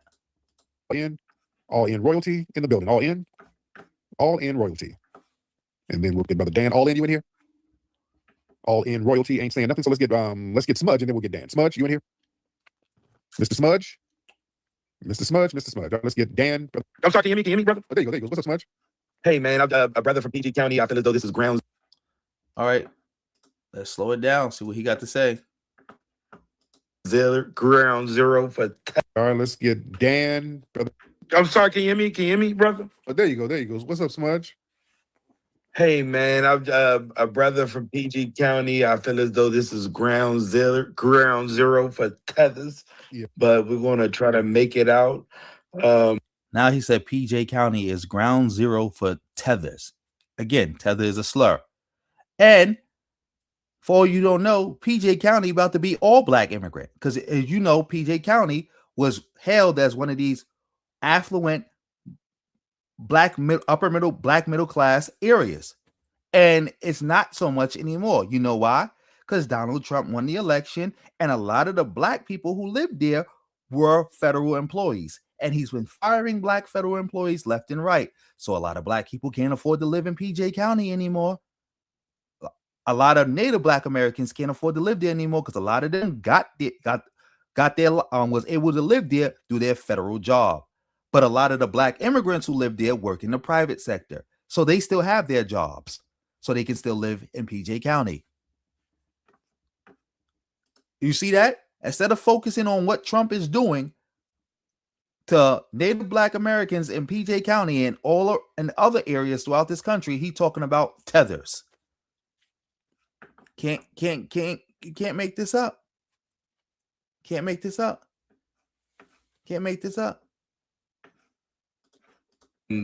This is the richest black county. I just want to say thank you for all you do, Yes, brother. sir. I appreciate that, man. Thank you so much, brother. Yep. Talking about this is the richest black county. Yep, it's the richest black county, and it's about to be the richest black immigrant county because that's going to be the only ones left.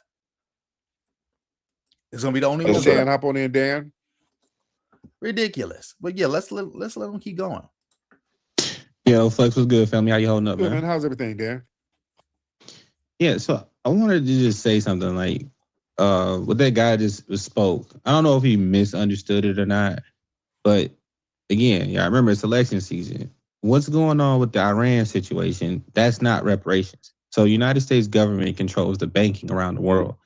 They froze $300 billion of Iran's money. So a part of this deal, they're just releasing their money back to them. That's not true. That's not true at all. Emphatically, sitting here carrying water.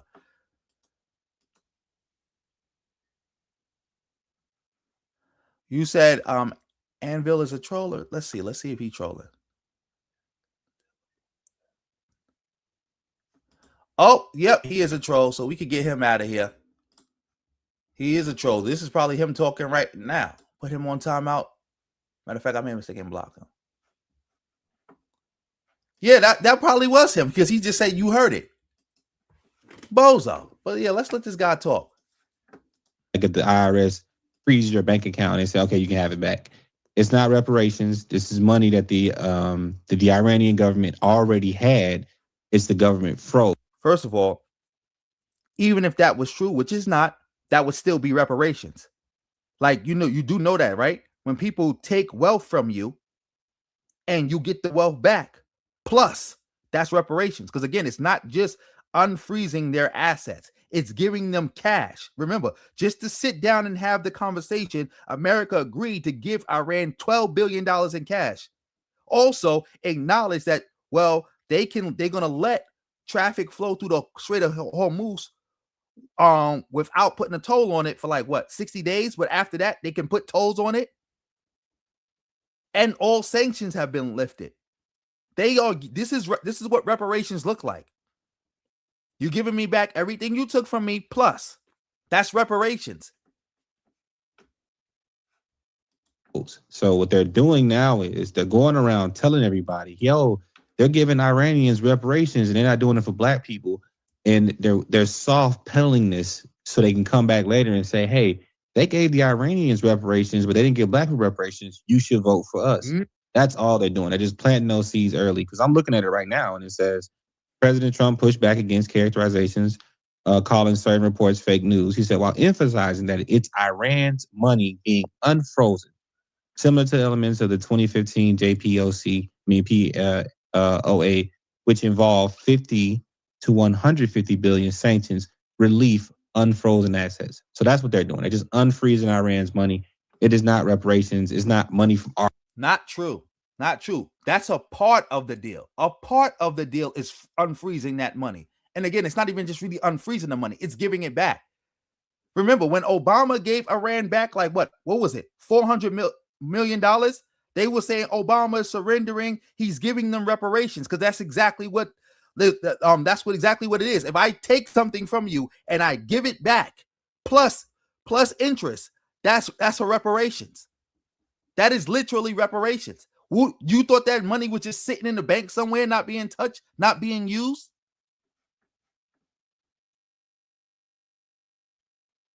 What is he talking about? What is he talking about? Nonsense.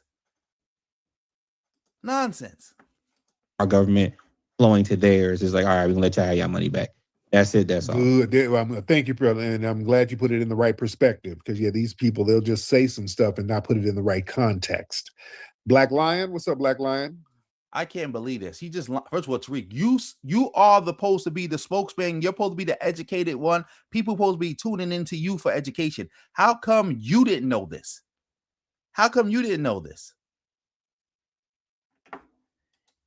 Exactly. All Obama did was unfreeze some assets, and what they say, oh, Obama's paying Iran, and people's like, well, that's their own money. No, so what? We got the money. We took it from them. Obama's giving it back. Oh, Obama's giving Iran reparations. Like, come on now. Hey, Purcell, what's up? I'm happy you just woke up. What's up? Like, this is nonsense. Well, yeah, let it keep going a little bit. Hey, Tariq. Hey, Black, how you doing, sis? I'm good. Hope all is well with everyone. I was just calling because we got an update on the Asian white supremacists that lit the cross in Chicago. What happened? I've been waiting.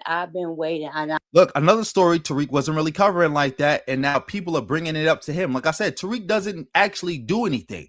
He's supposed to be keeping the people informed, but he doesn't actually know anything. He's just out living his life, letting them donations, living $1 million lifestyle, and then he comes live, talks about tethers, lets people come on so he can roast them, and let other people call in and say, hey, Tariq, you heard about this, you heard about that, and Tariq just agreed and nod his head. You can't make this up. You cannot make this up. I've been watching, and that was almost a week. It's almost been a week since that happened, and they are just now arresting this dude. Oh, so They don't let him do a whole news report, sit in the park and explain why he did it and all of that, and broadcast it on the news, and then they arrested him after. And what did he say his motives were? Because he want Trump impeached. Okay, Lord. So Exactly. And I'm saying, like, because now, well, not now, but over the past few days after the incident had happened, they started to report more on it on Chicago news channels, but they would distort the images. So making it seem like, oh, the cross is not really burning. We don't know who this person is, because now, you know, in certain. Shout out to that. So that's amazing for coming through with the 5. Nope, he has not said anything about it. Nope. Trump has not said anything about it. He has not said anything about it. News broadcasting, his image was distorted or whatever. Yeah. Even though we had already seen it from cell phone video of when it initially happened. And then as I'm, you know, processing this over this past week, a lot of things stood out to me. First of all, like, I knew he placed that there either the morning of or the night before. He did not do that spontaneously, just randomly. He planned that whole thing out. And then just a whole bunch of symbolism. He didn't stand that cross upright. He stood it up against a tree. Lord. A few days before Juneteenth. You see what I'm saying? And then you want to get on a news station and say that you did that because Trump is doing this and Trump is doing that, and you want Trump impeached. Which is that's his whole straight cap. And then not only that, just the location. There is no Black people around Grant Park. We either work in the area, because that's like minutes from downtown. So we work in the area or go to the schools, because there's plenty of schools and colleges in that area, as well as, you know, Art Institute of Chicago, all of that downtown. So we're only in that area there. The people that really live in those communities in that area are his people, the Iranians, Indians, and the whites. We not really over there like that. So, you know, just location and everything, timing, like I said, days before Juneteenth, he didn't come his ass to where we at. He ain't come out south. He ain't come over east. He ain't come out west. He ain't do none of that. He wouldn't have been able to run away from that. Yeah. Yes, indeed. All right. Well, thank you so much, beloved. I appreciate you, dear. Thank you, dear. All Brother Tariq. What's up, all in? Like, come on, Tariq. Again, you didn't even say it. You didn't really even address it. You didn't even address it. You didn't even really address it. You really didn't even talk about it or nothing.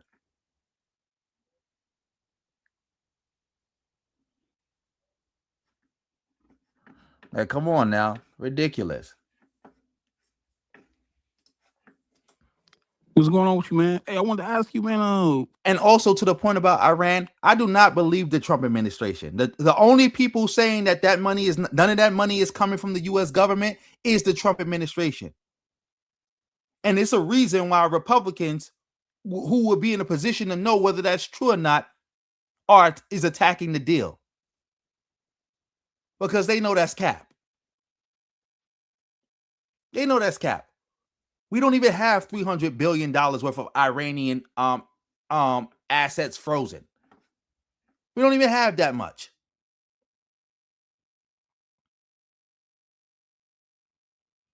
Like, come on. Like, ridiculous. Something about that 12 billion going to them is their own frozen assets. Assets. That don't even make sense. But yeah, let's keep it going.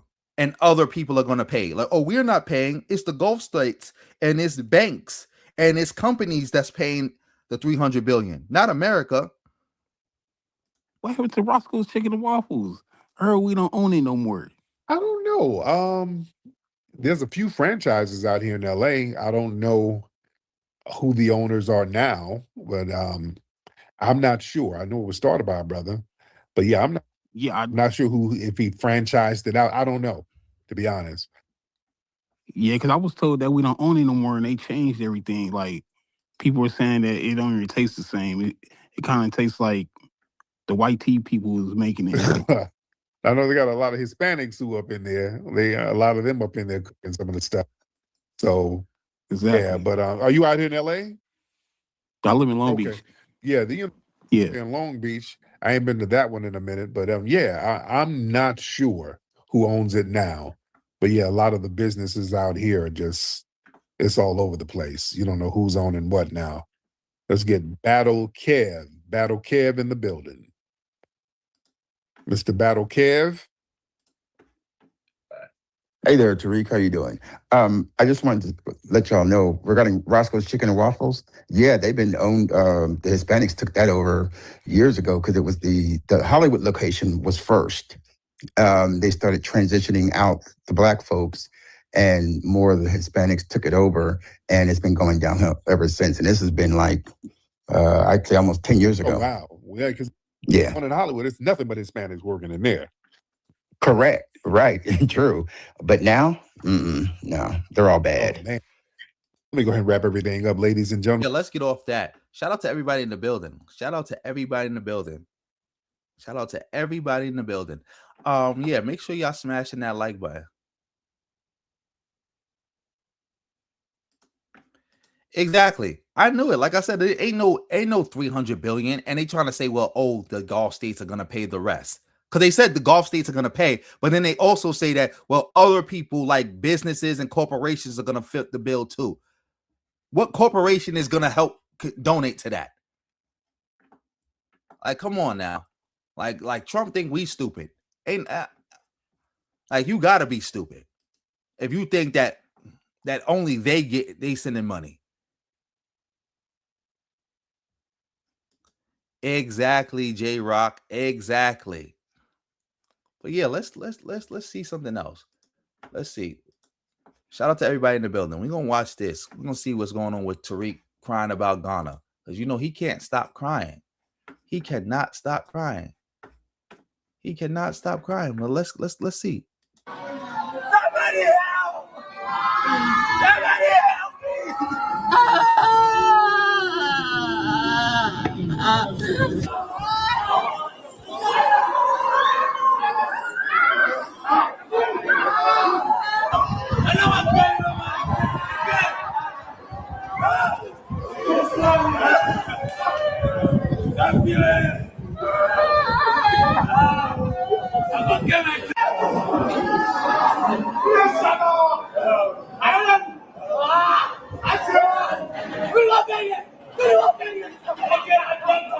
Now, what do y'all think the first thing we need to discuss? Y'all, let's see if we're on the same page.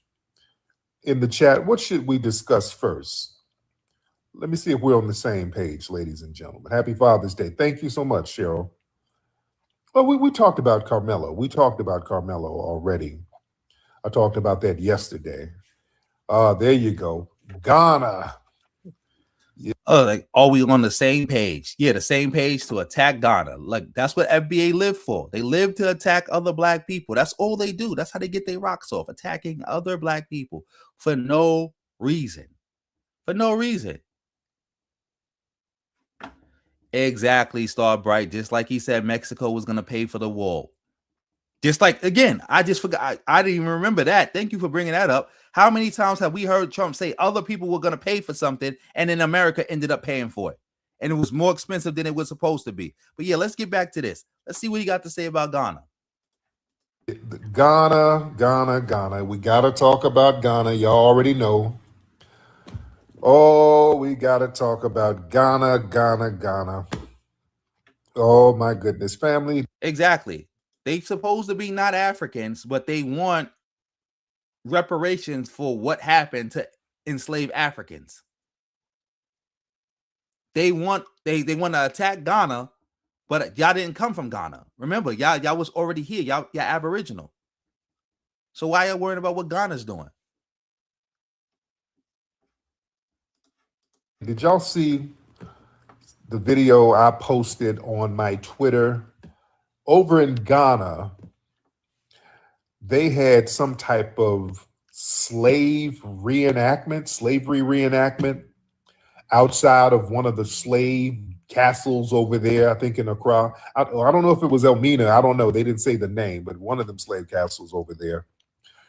They had the people over there doing a ceremony, and they were acting like they were being enslaved, and they were chained, and they were crawling on the ground, screaming and crying and all this stuff. Oh, boy. That's a fact. That's a fact, Terrell. That's a fact, Terrell Brown. Like on my second channel, we got the video. I show people the video when the Mexicans chased Tariq out of what you call it. They chased him right up out of LA. He went on vacation and left his FBAs behind.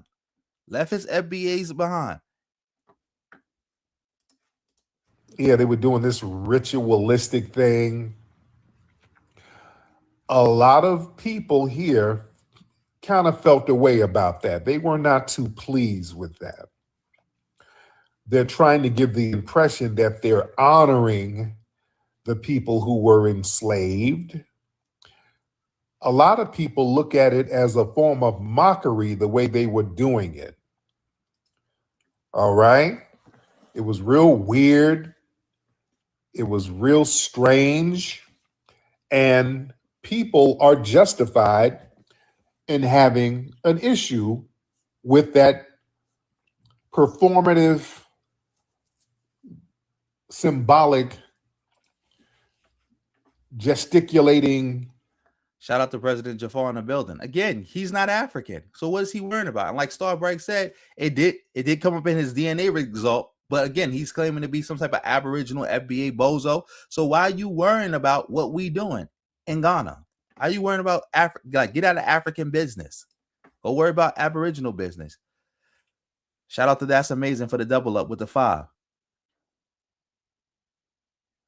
It kind of feel like deja vu because again, they're repetitive. They cry, they make up they tell the same lies over and over and over and over and over again. They do the same things over and over and over again. It's like, come on, man.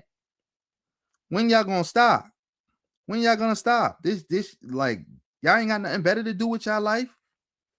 Y'all ain't got nothing better to do. Actions over there. People, they're very justified in having a reason to not feel it. One of the things I think a lot of people have an issue with is the historical hypocrisy of the so-called tribute. You know what I'm saying? The lack of historical accountability. See, the people putting on these performative theatrics, these are the descendants of the ethnic groups that captured and sold people. Oh, we're not going to forget that. They're doing all of this stuff thinking we're going to forget. No. We're not going to forget now. Y'all were selling people to them European buyers. Now, you were profiting off the sale of captives centuries ago. Now you're cosplaying as the captives as a so-called tribute. It just looks disingenuous.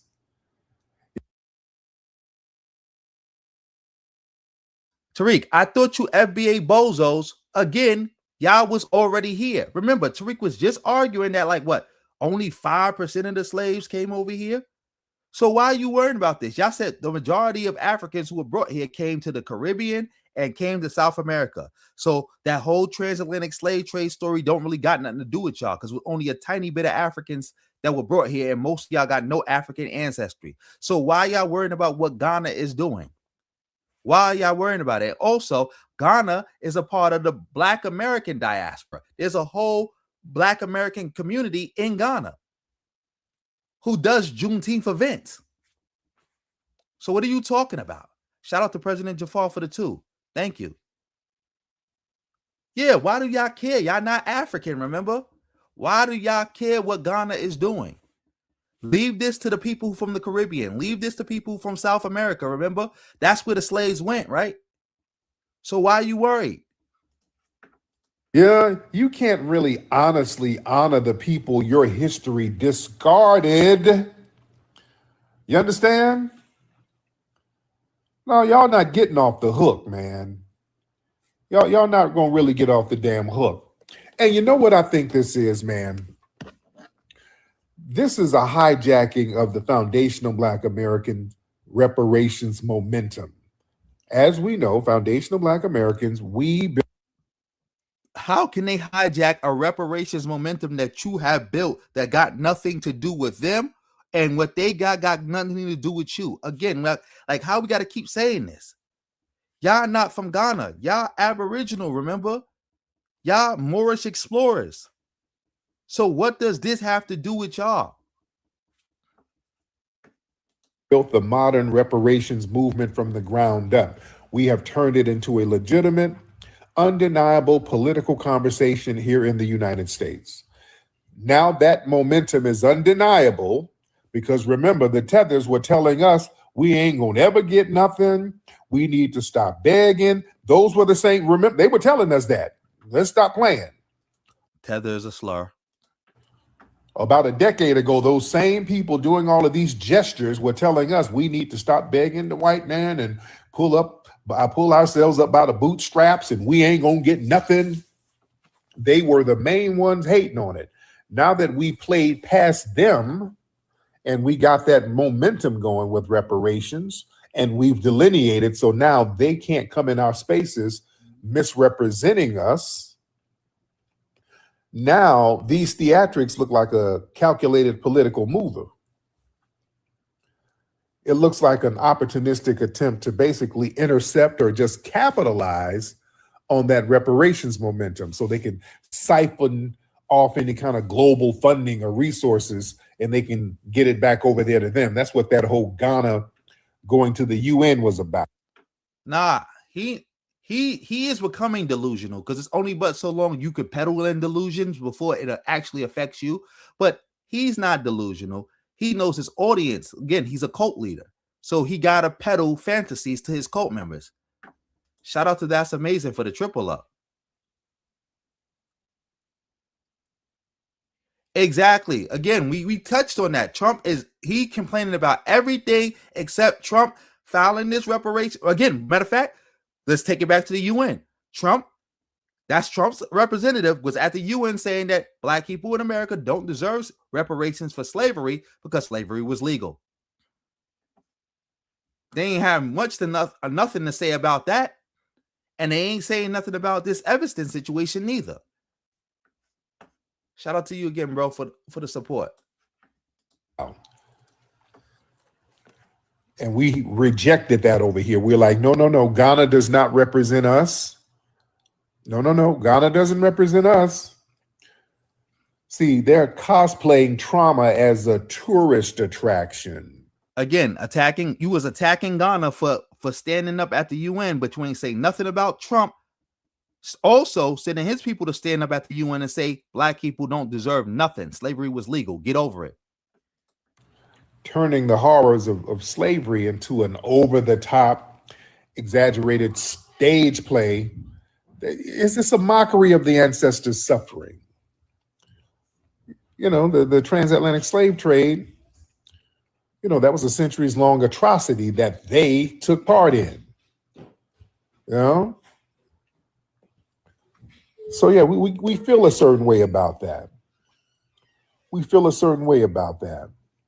And they're monetizing it. They get money doing that. They're over there doing all that performing for tourists. And like I said, when I was over there in Senegal, when I wanted to go visit the damn slave castles and all that, they charged me double than they charged the locals. They charge foundational Black Americans more money to go over there to see that shit. Do y'all know that? If you've been over there, you know what I'm talking about. They charge us more than the locals. You know? Oh, yeah. I don't believe that. I don't believe nothing you say, Tariq. You're such a liar. I can't trust you. Maybe that's true. Maybe it's not, but I don't know.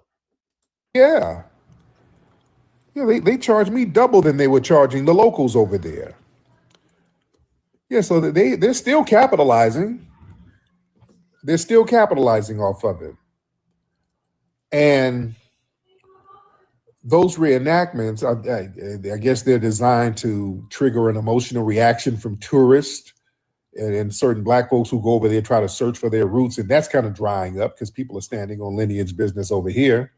So they want to get people to open up their wallets and all that shit. So if people are standing on so much lineage business over here, so people don't care about their roots, why don't you stand on lineage business and stop worrying about what's going on in Ghana? How about you follow suit and stop worrying about what's going on in Ghana and just focus on lineage business, like the business of Trump saying black people don't deserve reparations and him joining a lawsuit saying that black people shouldn't get reparations to try to stop black people and Evanston from getting reparations. You know, if they go to the Supreme Court and Trump and them win, that basically kills reparations officially at every level, local, state, and federal. You know, I wonder what they're going to say. Then what are they going to say? Well, we could go to the UN and try to get the UN to force America to give us reparations. Are you going to say that? It's a little finesse, and it's a reparations by proxy finesse. They want to try to now portray themselves as the ultimate victims of the slave trade through these reenactments. That's a low-key campaign to make the continent the center of the reparations debate. See, that ignores the reality that while the continent lost. Shout out to President Jafar for the double up, coming through with the 5. Exactly. Shout out to Barbados for leading the way. Like, we ain't got time to be worrying about like, again, real people out here doing real things. They ain't worrying about FBA nonsense. Can't believe this. Like, literally a bozo. Literally a bozo. Crying about bozo stuff. People or whatever, the people who were subjected to centuries of free labor and systemic terror and Jim Crow and redlining, that was us over here. Framing Ghana as the target for global guilt money, that's a finesse that they want to use to erase the specific targeted lineage claims of the freedmen here. And if they really wanted to truly honor the captives, the approach would be fundamentally different. You know,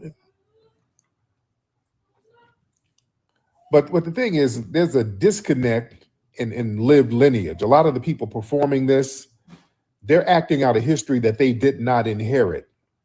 These are the descendants of the people who sold the victims of the slave trade.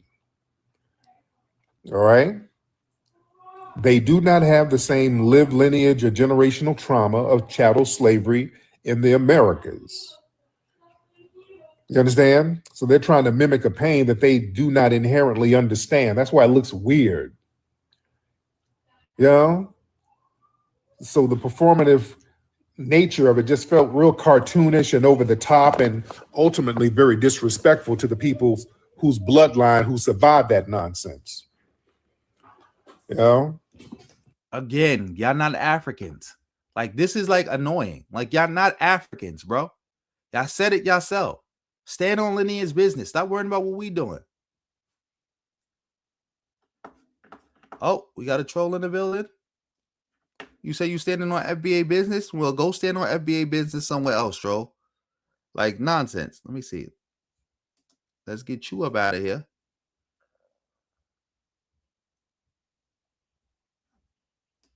Exactly. This guy's a total bozo. I don't know who's that in the background. That's probably Tariq's family or something. His kids running around. You know, he do this in in his spare time. He do stuff like this, and he go back to living his $1 million lifestyle, not paying attention to nothing that's actually going on with black people or helping black people, or using any of that money to help black people. Mind you, they criticize black athletes and other black people who made their money not talking this pro-black stuff all the time for not using that money to do no pro-black stuff, while they made millions talking that pro-black stuff and they never used their money for any pro-black stuff. So yeah, let's keep it going. It's very interesting. Let me talk to the family. Let me talk to the family, ladies and gentlemen. Y'all hop on in here, ladies and gentlemen. Raise your hand. Let me get some of the family in here. What's up, Samantha Shy? Hop on in, family. Let me see who we got. Everybody raise your hands, ladies and gentlemen, if you're ready to get on. raise your hands. We're not going to do all this stuff where I'm trying to get folks on and they're not raising their hand. Let's get Victor. Let's get Mr. Victor. Hop on in, Victor. Victor. Let's see. About to put him in double speed. Let's see if it's anything else worth talking about. You. What's up, Victor? How are you? Oh, man. What's up, big homie?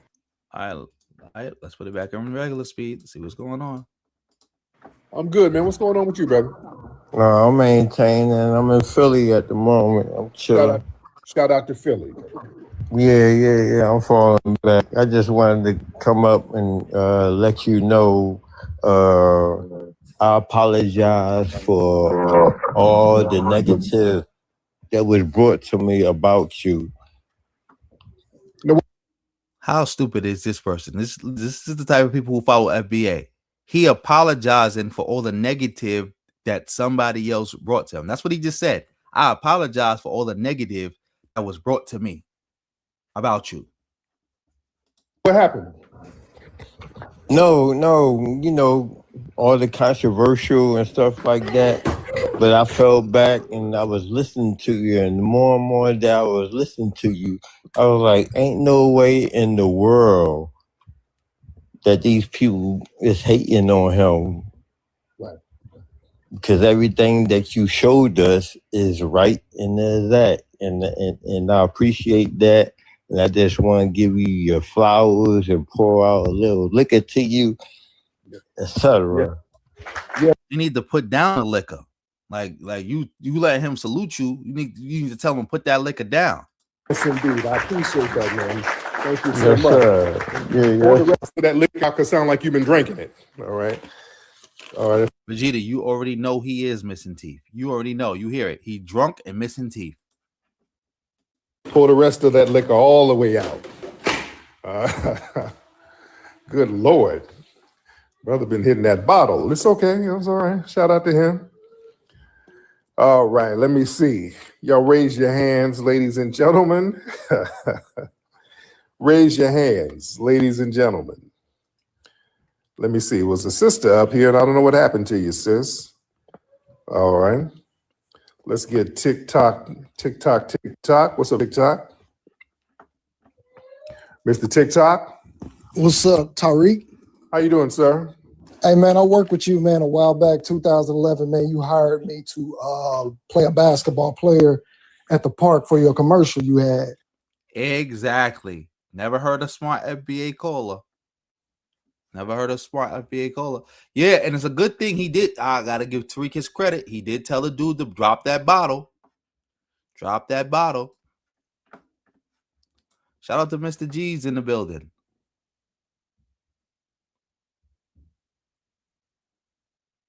That's a fact. That's a fact. Oh, we got a racist white troll in the building. Get you up at it. All right, let's see what Tariq gonna say now. Over there on in Chatsworth? Yeah, man, I appreciate you, man, for hiring me, man. That's when I first came to LA, man. Oh, cool. Man, that's beautiful. What you up to now, man? I'm actually producing and directing and acting out here now, man. So I'm working on my story. I got charged for a crime I didn't commit. I lost 5 basketball scholarships. So I'm doing my story. Yeah. But I ain't gonna hold you, man, because I know you be getting them up off of here, man. But thank you, man. I'm learning a lot from you. How do I get that shirt you had before? You had a shirt that had the Olmecs on it, right? It was a black, she was a black Statue of Liberty. Look, talking about Olmecs on the shirt. You got Olmecs on your shirt, bro. Why you worrying about Ghana? Who is this? VCV? You asking me this question? Oh, yeah. I love that shirt. Oh, yeah. Thank you. We still might have some of those at the office. So email me and I'll see what's up with that. We still might have some of them left. But yeah, that was over a decade ago. Yes, indeed. All right. Yeah, happy Father's Day to everybody. Ladies and gentlemen, happy Father's Day.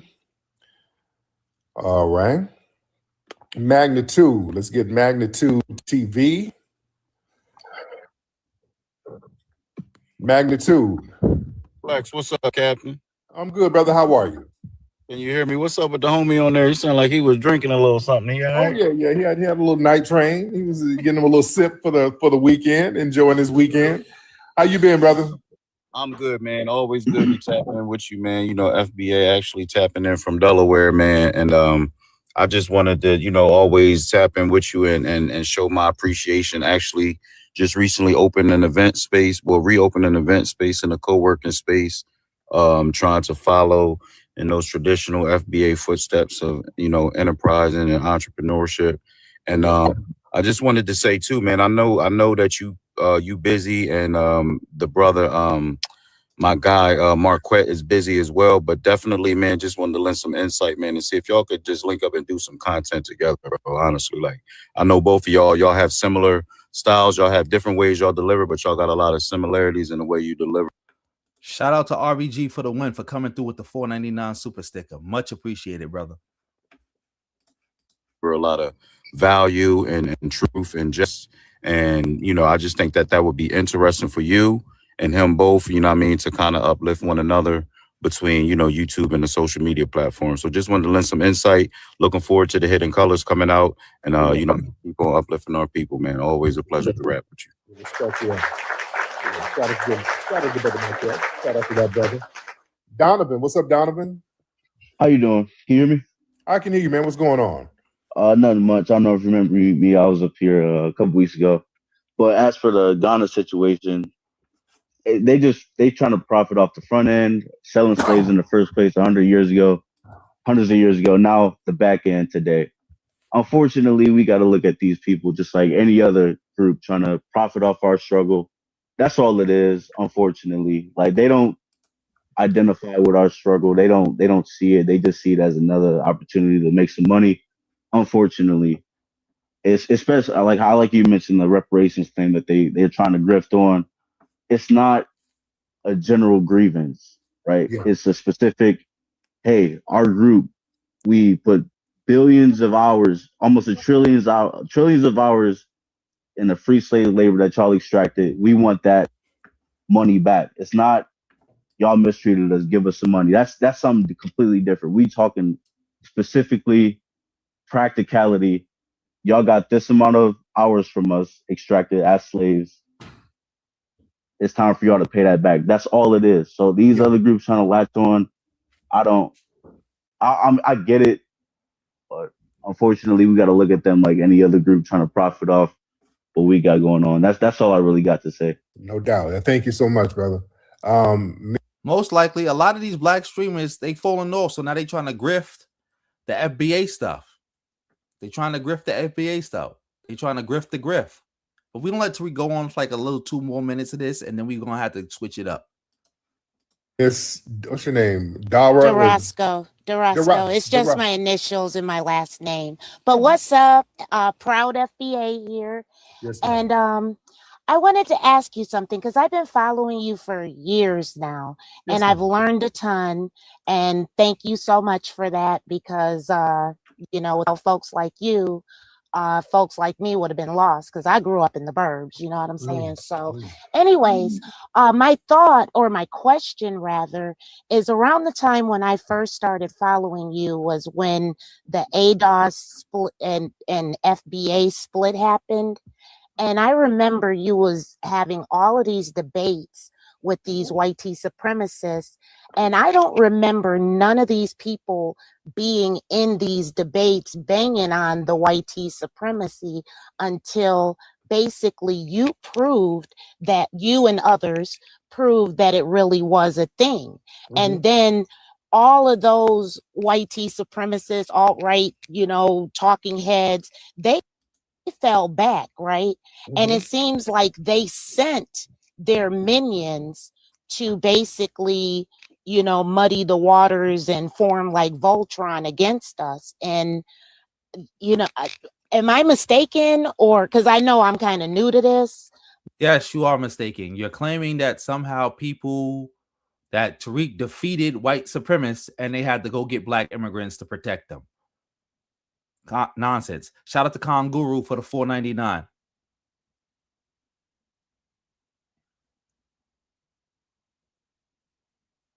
Exactly. Like I said, they don't even care. The only reason they even covered that issue is again because it was in the news, clout chasing. He don't care. They should still be talking about that. They should still be talking about that. They barely even talked about it. Once it was out the news, they was done with that. Just like Tariq didn't even talk about the Asian dude burning the cross. Somebody else had to call in for him to do that. Nonsense. Thank you again for the $4.99. Tariq a total bozo. FBA stands for Foundational Black Americans. It's a hate cult and a white nationalist psyop. But do you see that too? Like where those folks fell off and it's like they sent their minions? Yeah, well, let me break all of that down, and we got to get the wording right. When people say there's a split between ADOS and FBA and all that, first of all, I was never a part of the group, the organization ADOS. Yes, you were, Tariq. You was repping ADOS the whole time. You was repping ADOS the whole way through. Stop it. Now you was never a part of it. You're using the ADOS ideology because it's not an FBA ideology. It's the ADOS ideology. The only difference between you and ADOS is that you're a grifter and you're more cultish and less politically active. And you rely more on xenophobia. Your xenophobia is on 11. That's it. That is it. All right. Oh, ADOS as an organization, I've never co-signed it. I've never legitimized it. I've never co-signed the organization ADOS. And that's an organization, a self. Look, now he's trying to play word games like, well, I never identified with the organization. I never did with the organization. Like, come on, man, you a liar. You were so dicked out behind ADOS that you attack Malcolm X for them. I got the audio of all that. I got the audio. And remember, he was refuting. When I used to say ADOS was a group, he used to argue people down that it wasn't a group. He only started calling it a group after he fell out with Yvette Carnell and them. That's it. Before that, they wasn't a group. They wasn't a group. Matter of fact, yeah. Proclaimed organization. When I talked about being a descendant of American slave, I'm talking about lineage. Everything I've always said was about lineage. From the very beginning, I have never been a part of no group. I'm not a part of a group now. All right? I do not do groups. But you just said FBA is a movement, and you just let the white guy come in and call y'all a movement. That's a group. That's a group. But yeah, let's get to this audio. Everybody can see my screen. You coming in good? You coming in good? Good. Let's listen to Tariq defend ADOS as not a group. Again, he only started calling them a group after he fell out with them. But before that, they was not a group. Mind you, nothing had changed. Because if you ask Tariq, what has changed between when you said this and between when now you're calling them a group? What had changed? Nothing. Meaning foundational Black Americans who are the foundation of this country. That's the group. And that group includes Dr. Martin Luther King and many other foundational Black Americans who are prominent. You dig? Because people who got a problem with American descendants of slaves, and you got a problem with Harriet Tubman. Remember, you just heard him. ADOS, American Descendants of Slavery. That's what it's called. Really, he even got it wrong. You got a problem with Malcolm X, not Malcolm, with Martin Luther King. Meaning foundational Black Americans who are the foundation of this country. That's the group. And that group includes Dr. Martin Luther King and many other foundational Black Americans who are prominent. You dig? Because people who got a problem with American descendants of slaves, and you got a problem with Harriet Tubman, you got a problem with Malcolm X, not Malcolm, with Martin Luther King. Mind you, again, when Tariq is us arguing people down that ADOS is not a group, he's arguing against me. I'm the one who first called ADOS a group. I'm the first one to call them a group. And I called them a hate group. I was the one. So he was doing videos responding to me about ADOS not being a group. He did several videos about this. He only started calling them a group when they fell out. Like again, because if you ask Tariq, what had changed between the time when you first started repping it to the time when you stopped repping it? What had changed? Nothing had changed. The only thing that had changed was your relationship with Tone and Yvette. They didn't say anything new. Everything was already the same. Shout out to That's Amazing for coming through with another 5. No, that's not even the issue. You know, because Tariq didn't even want to come to the conference. If you want to be real, the issue was Tariq was doing too much meat riding of Donald Trump in the open, and Yvette Carnell and Tone Talks told him to fall back. Because remember, I was the one pointing out that ADOS was a white nationalist psyop, and they was pro-Trump. They was pro-Trump. And then what happened? They came up with the whole quote-unquote down ballot scheme to say, look, how could we be pro-Trump and we talking about voting down ballot for Democrats? And I pointed out that that's still Trump support because you're telling people to vote for every Democrat except the one running against Trump, which leads to what happening? If people follow that advice, Trump winning. That's Trump support. And then Tariq came out right around the same time and started meat riding Trump heavy, like directly, like, yo, Trump got some good plans. And people was like, see, we told y'all ADOS is a Trump group. Look what Tariq is doing. And that's when they called Tariq out, like, yo, what are you doing? You see them calling us Trump supporters. Why are you coming out here meat riding Trump? That's literally how ADOS FBA broke up, because Tariq was riding around here meat riding Donald Trump. That's how it all fell apart, because Tariq Nasheed couldn't stop meat riding Donald Trump. Crazy. You are right. None of these people would ever claim FBA. He's just trying to put the FBA title on them. Disgusting. Yeah, let's go back to this video. Let him finish talking. I ain't a part of no damn group. Lineages are not supposed to be groups. That ADOS, they were confusing people with bullshit. They were muddying the water. They got co-opted. They got sucked in by the Democrats, and they started Democrat shilling.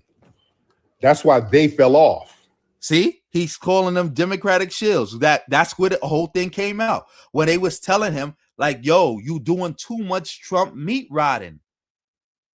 You causing too much problems. And that's when he started calling them Democratic shills. When anybody who's pro-Democrat would know ADOS is not Democratic shills. They're Republican shills, just like Tariq is. But again, Tariq is less educated. He's more stupid, and his audience is stupider too. Because I'm not going to hold you. A lot of the people who came into ADOS, the ADOS ideology, the FBA stuff, came in via Tariq because they was too stupid to come in via Yvette Carnell. It's just that simple. All right? That's why that brand fell off. It all fell off. They're mad at me and all that. You don't get mad at me. They started a group, and people were joining the group, and people saw how janky the leaders were and just abandoned them. You understand? They were trying to tell people to vote down Democrat, just a bunch of weird shit. I was never with that. I've always been lineage-based, so there was no split. We just kept focusing on lineage. There was no split. You can't split from your lineage. All right? Even back then, I would use ADOS and FBA interchangeably.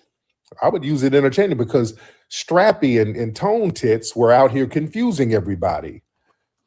How did you get confused? See, this is the point. If you could have got confused, because again, the only way they could have confused you if you was running around meat riding behind him. Tariq just exposed himself. Because remember, Tariq tried to lie and say, well, I never was following Yvette Carnell and Tone Talks. I was following Dr. Claude Anderson. That's a lie. Because if you was following Dr. Claude Anderson the whole time, how did Yvette Carnell and Tone Talks confuse you? Because remember, Yvette Carnell and Tone Talks got beef with Dr. Claude Anderson, and they was roasting Dr. Claude Anderson around this time, and you were silent about it. You never once stood up for Dr. Claude Anderson when they was going in on him. You never once did, Tariq. The only person who stood up for Dr. Claude Anderson during this time was Dr. Boyce Watkins. The rest of y'all was 10 toes down, meat riding Yvette Carnell and Tone Talks. The whole quote unquote new black media all turned their back on everybody. Dr. Francis Quest Wilson, Dr. Claude Anderson. Y'all turned y'all back on everybody and everything. Dr. Ben, Dr. John Henry Clark. Y'all turned y'all back on them. All of y'all did. Y'all turned y'all back on them. The only person who stood with Dr. Claude Anderson during this time was Dr. Boyce Watkins. That was the only one. Only one. Only one. We're getting very confused about lineage. Is it a group? And they running around telling people they're the leaders. I'm like, hey. I said, no. I ain't got nothing to do with none of that. Nothing to do with none of that. So they got co-opted early by the Democrats. The Democrats don't like us delineating because us delineating messes up the vote for them. The Democrats need a big generic minority voting bloc, and they need us to be the fuel for it.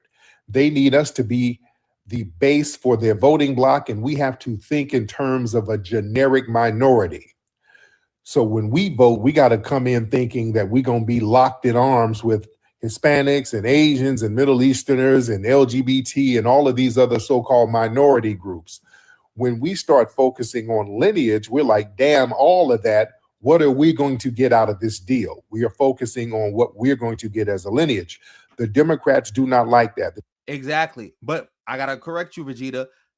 FBA comes out of ADOS. That whole delineation ideology comes from ADOS. That's why I say it's the ADOS ideology that they are promoting.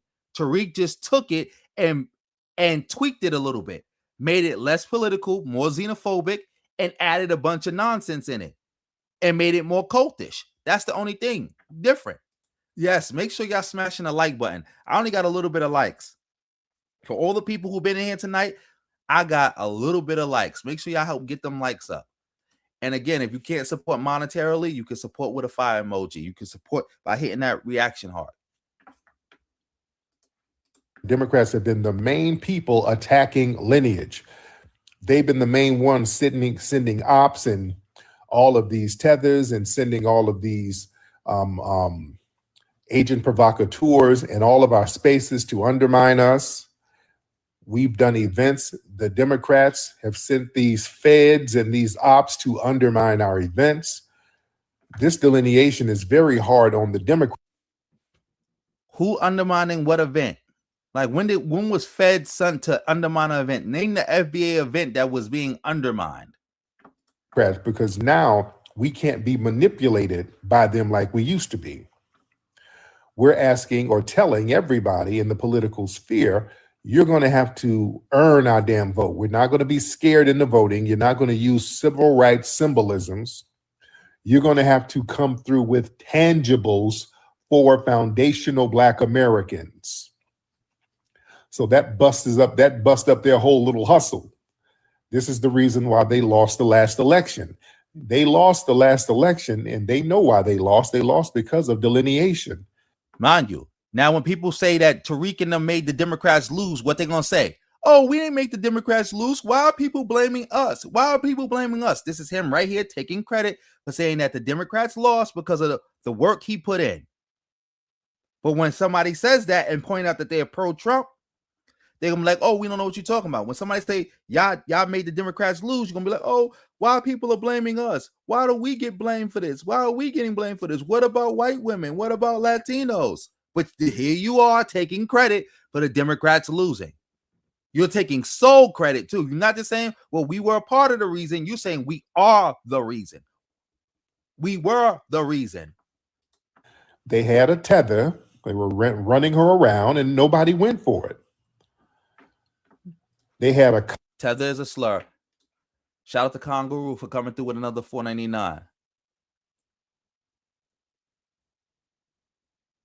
No, they didn't.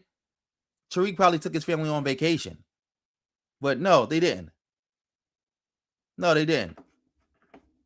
Exactly, V. David. They was pointing at, they were saying, oh, Latinos, white women, oh, this one, that one, that one. When people say, hey, when people say that they made them lose, then they don't want to take the credit. But when it's their turn to take the credit on their own in their own little spaces, yeah, then they want to do it. Oh, we got the hood mistress in the building. Exactly. Tariq is the tether. Cosplaying Tether, running around here trying to sister girl her way to the White House, and we said no. That's a Punjabi mammy. She ain't offering nothing for us. In fact, she told us what the hell she ain't gonna do for black people, and we said, okay, all right, well, say less. Well, I ain't gonna give you this vote either. You understand? So that's where we are. All that bathwater greens and shit, all of that stuff where they want to talk at us and talk down us. Now, we've changed that whole game, ladies and gentlemen. This whole thing where people can just shame us and disrespect us into voting for them, they never tried that with any other group. This is why it was important for us to get our cultural and collective self-esteem up. That was very important.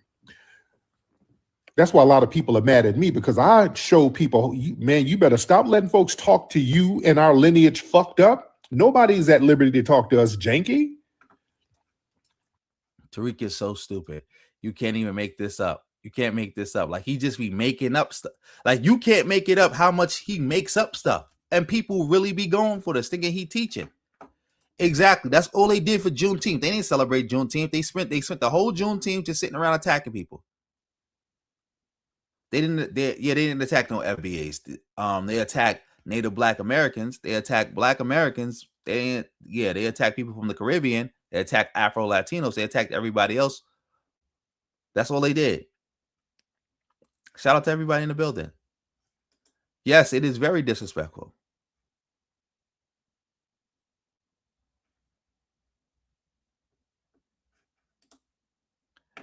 But yeah, let's let them finish this up. Nobody. I start telling people, man, you better understand history. Don't let these tethers and Democrat shields come around us, cursing us out, telling us we better vote and scaring us and telling us we're stupid, bringing out the Roland Martins. Every time election season comes around, y'all stupid fools, y'all better vote, vote for Karmelo, you stupid ass dummies. Man, we're not doing that no more. Y'all not going to run around here talking at us without offering us nothing. You don't offer us nothing and then talk crazy to us. So no. We got to get our cultural self-esteem up. You better know who the hell you are. You are a foundational Black American. You are pivotal to this country. That's why the term foundational Black American took off more than American descendants of slaves. You understand? Wording is very important. When you say American descendants of slaves, I mean, that's a cool term, but it just keeps you in a victim mode. Now it's a cool term that keeps you in victim mode. Why wasn't you saying this when you was running around for a whole year pushing that term? See, this is another thing. Everything he ever said against ADOS was things I was saying about ADOS. I pointed out when I was calling them a group. When I said that term is about what's the point of sitting around here calling yourself a slave all day? About how you can't descend from slavery. That's like saying I'm a descendant of a police station. All these things I said, and they argued against it for a year. Soon as you fell out with them, everything I ever said about them, you started saying about them. This dude is a bozo. Total bozo.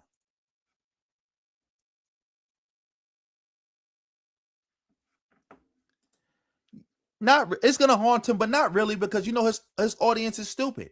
Tariq can say anything he wanna say.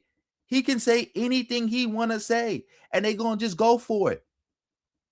Like right now, we watched Tariq attack Ghana. Said he didn't say a word about Trump and them saying that black people don't deserve no reparations because slavery was legal. Not a word.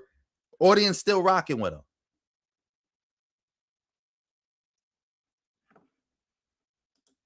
Oh, what's going on? We got a troll in the building? Let me know. That puts you in a victim mode. But when you say foundational Black American, now that puts you more into an authoritative position. That puts you in a more pivotal position by saying you are the foundation, which is true, because nobody can deny that. We are the foundation of this country. Foundational Black Americans, we are literally the foundation of this country. That's either true or false, and it's 100% true. So that puts us in a very special historic position. We are a very unique, special class of people, and everybody knows it. They know it. That's why, most people prefer FBA because it has more dignity. So if it has more dignity, how did you just now figure that out? Again, you was pushing ADOS for a whole year. No. Let me be correct. You was pushing it for 11 months. You pushed it for 11 months.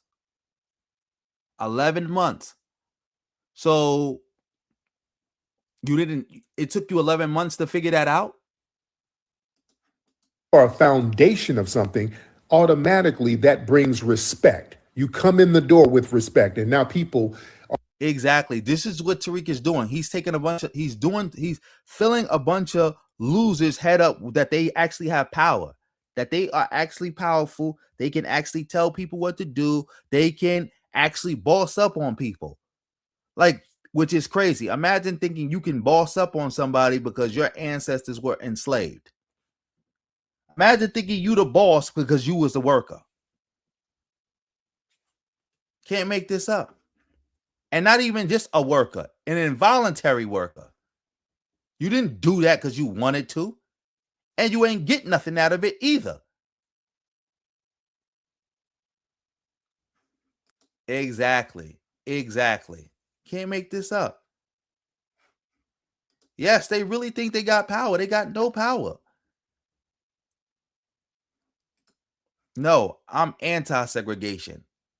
I'll never advocate for segregation. Segregation is a superior telling the inferior what they can and cannot do. are forced to show respect coming in the door. And they're not supposed to do that, but we're forcing them to. And people are getting checked now, and I love it. Now, whenever these tethers start talking crazy, everybody's on their bumper now. Ain't nobody breathing with that bullshit no more. And we should have been on that a long time ago. You understand? We should have been on that a long time ago.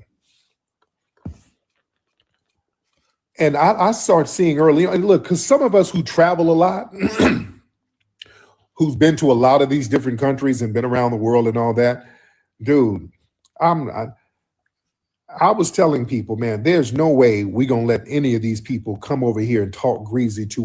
That's a lie, Tariq. You was the one talking greasy. Matter of fact, let me see if I can find the clip when you was the main one shitting on black people in America, bigging up other people. That was your whole shtick.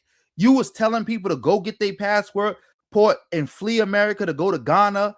You was talking about how much better Africans and Caribbeans are than black people in America, how they more black than us, how they honor blackness, how we just want to sit around and hang around white people and beg and scrape beneath them. Come on, man. No, I don't hate white people. Us under no circumstance.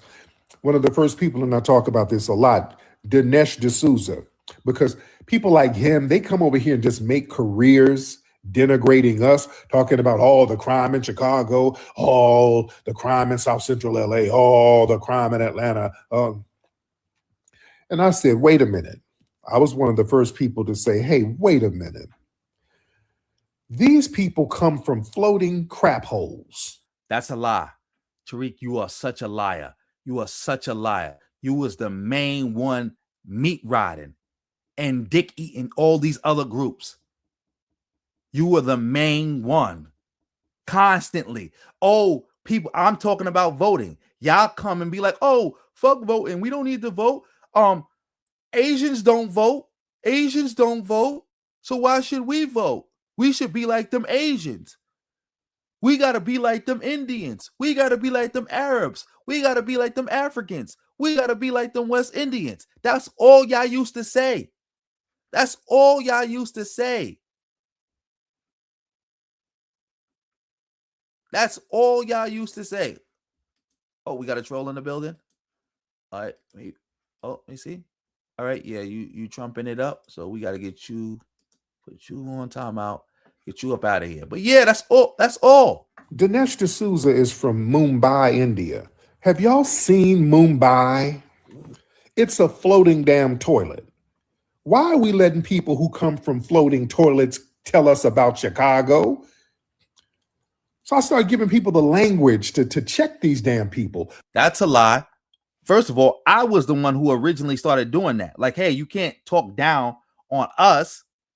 Because if I was to say against your country what you say against our communities, you would start talking about white supremacy and about colonization.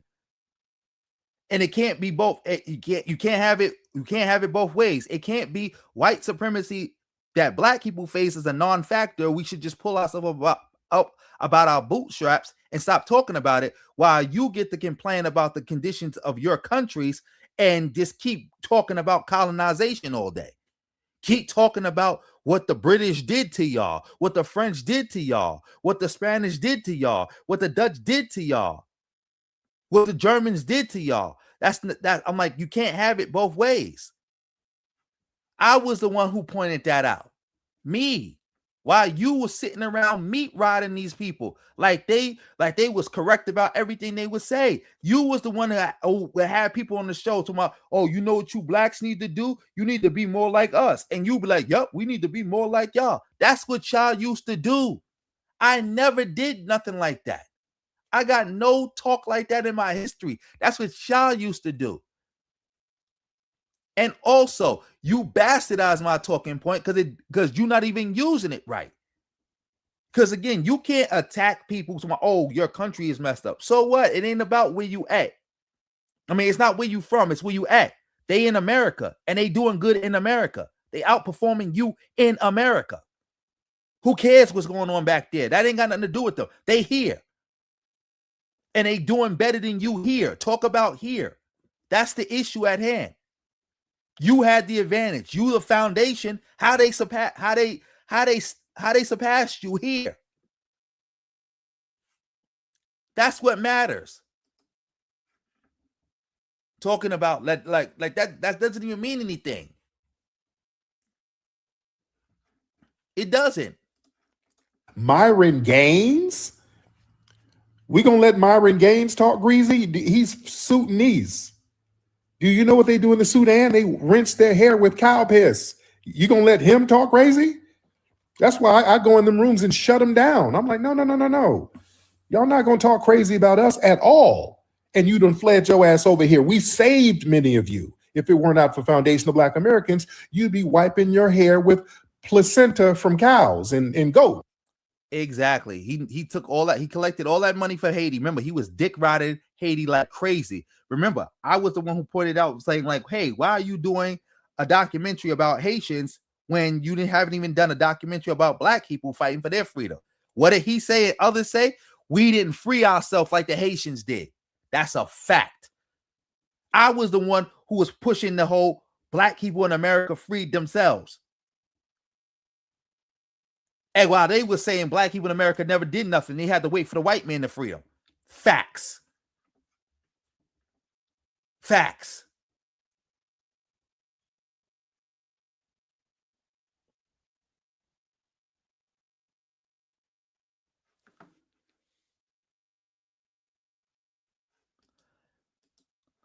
I don't know what you're talking about. You said that makes no sense. And you said how you beg somebody to come somewhere else or whatever. Immaterial. It's all about the here and the now. You think somebody care about you talking about, you think somebody in India who's from Indian descent in America cares about what you saying? Indians is one of the most prosperous groups in America. You think they care about, oh, you had to come to America. So what? And what that got to do with Black people? This is not your country. What part of that don't you understand? This is not black people country. Y'all let Tariq stoop y'all head up like y'all got say so. Nobody got to ask nobody who claiming foundational black American permission to do nothing in this country. Not to come here, not to live here, not to prosper here, not to learn here, not to lay down roots here. Nothing. Nothing. Like, I don't get it. I don't get it. This is not your home. You don't got no say so. In fact, you're the biggest fleer of all people. Like, I don't know why your FBAs keep doing this. Y'all the ones who fled. Y'all the ones who ran. Y'all the ones who went to go live with white people. There's plenty of black towns that black people could have stayed in and built up, but instead of building them up, they abandoned them to go live in cities that white people built. Oh, we got a fake indigenous person in here. You got to go. Now you're a part of a tribe.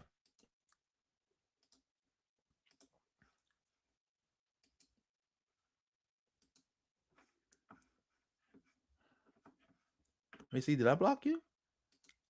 Let me just put you on timeout.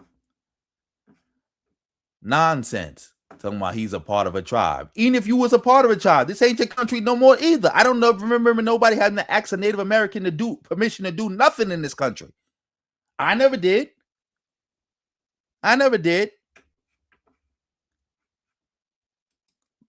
That's exactly. Not only see a pretendian, but like, a matter of fact, let's just keep going. Because again, it's getting late. Yeah, that's why they get mad at me, because I check the hell out of them with their own culture.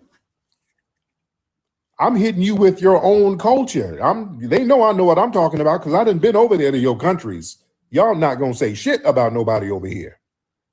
You understand? Ain't nobody who wipe their ass with shea butter leaves gonna say anything about Chicago. And that makes it even worse. This is another thing why I say Tariq is so stupid. That makes it even worse. If people came from that type of poverty and came to America and surpassed black people who are already here with a head start over them, that makes you look worse. That makes you look worse. That doesn't make you look better. That's like somebody who was born and raised in the projects outperforming somebody who was born in an upper middle class neighborhood with all the advantages and still being outperformed. Them pointing out that you came from poverty, your father was in jail, your mother's a crackhead, you grew up with your grandmother. Y'all ate, you drunk sugar water and you ate what? Peanut butter and jelly sandwiches for dinner. Okay, yep, I did all of that and I still surpassed you. You can't compete with me on an even playing field, even though we was never even, because you had all that and I didn't have anything. Like what this is the problem. You saying stuff and you don't even understand. It make you look stupid. They make their story even the better.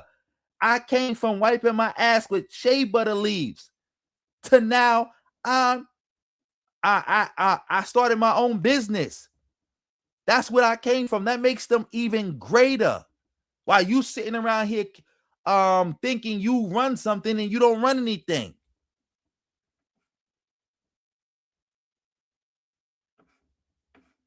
Like, I don't get it. I don't get it. Or anything about baby mamas, none of that shit. Nothing. You ain't gonna say nothing. After all we've done, and I know the history, we've done. Oh, got another troll in the building. He mad. He said the civil rights movement got us here. Who got the most civil rights victories? Who even started the civil rights movement? We talking about movement like Martin Luther King, the whole plan to go out to the South, stir up stuff to get the civil rights legislation passed. Who came up with that plan? You know? Do you know who got the most civil rights victories in the court system? Do you know who that is? I know you don't know. I know you don't know.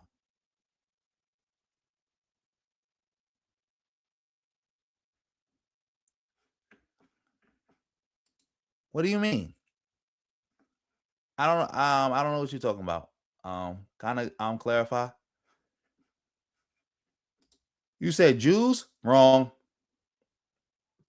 So you are anti-Semite. So you sitting up here bragging about the civil rights movement while attacking the civil rights movement. Can't make that up. Got to put you on timeout. Get you up out of here. Well, let's keep going.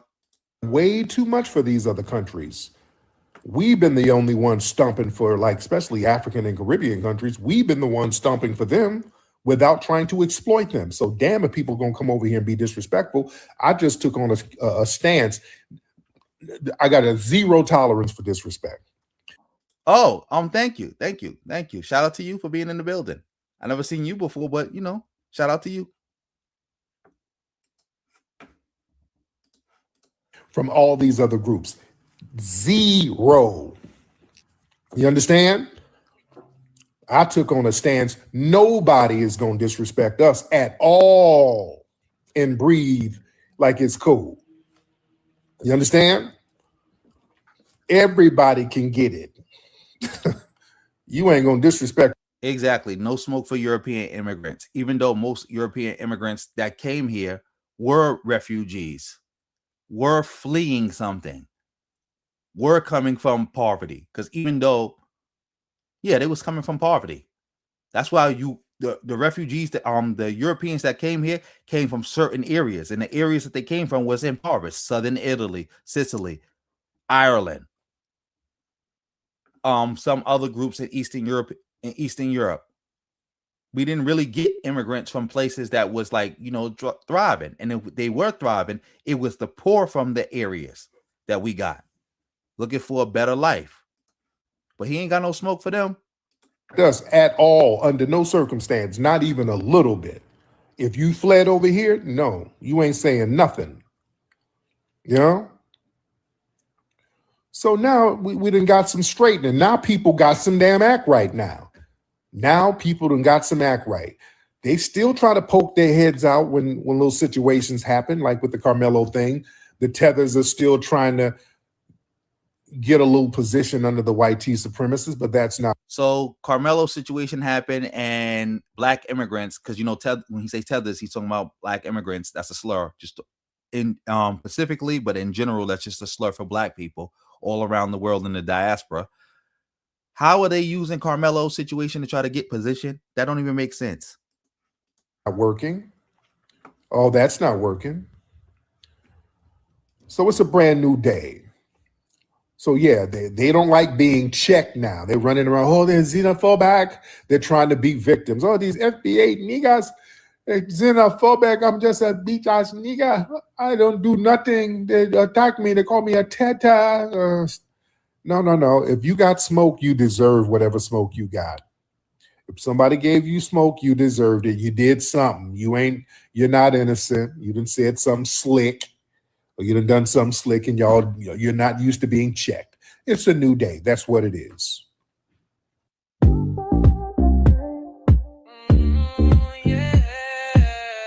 Oh, we done with this. We done with this. Tariq can't even hire real actors. He got to use AI. But anyway, shout out to everybody in the building. It's so late. Matter of fact, I think we could cover one more thing. Because again, I did talk about we was going to cover the Karmelo thing, and I hadn't watched it at all. So I think we can move on to this. Shout out to everybody in the building. Let me see. Shout out to everybody in the building. So I guess they have the footage from the Karmelo situation, and they got different angles. And I think this one has all the angles, if I'm not mistaken. So we're going to watch this one and see what's going on. And we're going to watch the body cam footage too. Shout out to everybody in the building.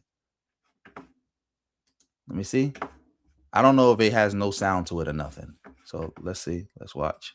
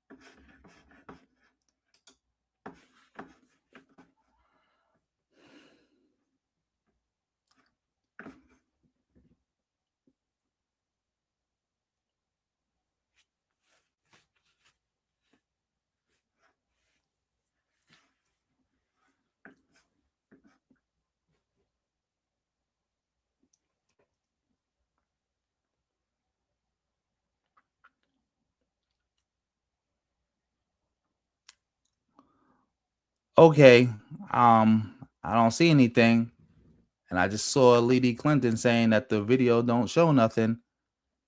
So again, I didn't look at this. I'm taking your word for it. You said it don't show nothing, but it got to show something.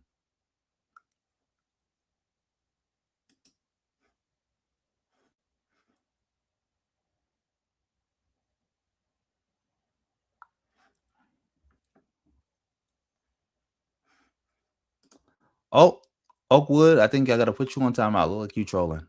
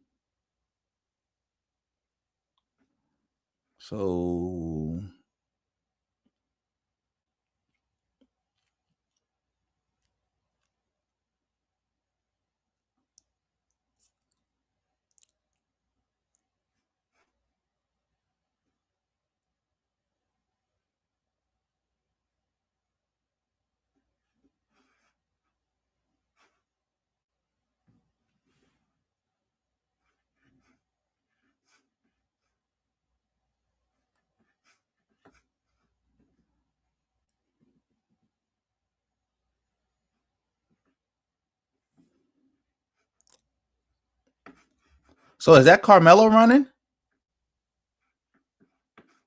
Let's bring this back a little bit. Is that Karmelo running?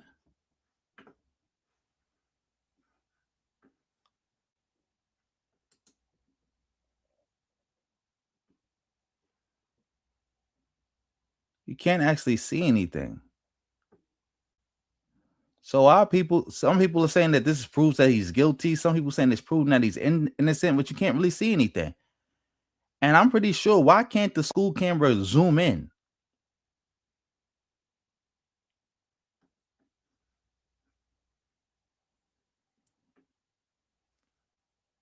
Well, in a way, I'm happy. I'm not gonna say I'm happy. I'm happy it don't really show nothing, because I don't want to watch nobody die, nothing like that.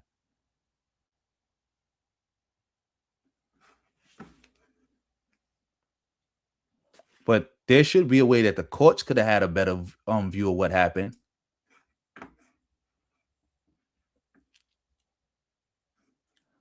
Okay, Hood Mistress, you said that was him running? Okay.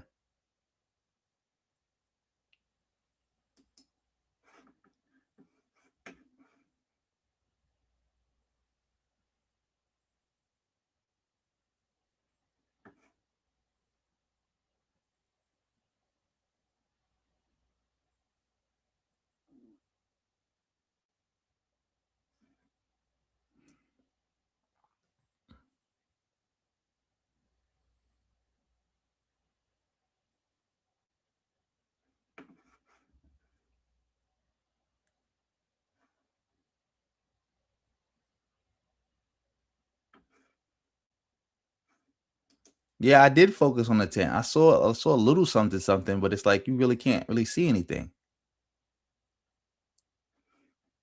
Yeah, I'm thinking that too.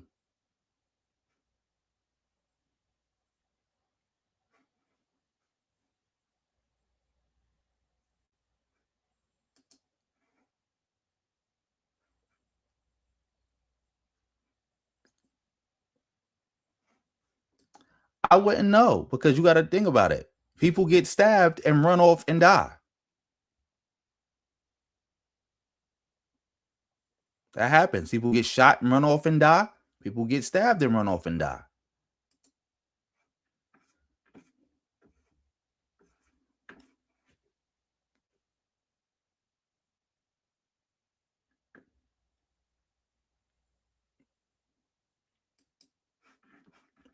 This is all around tragedy. All around tragedy.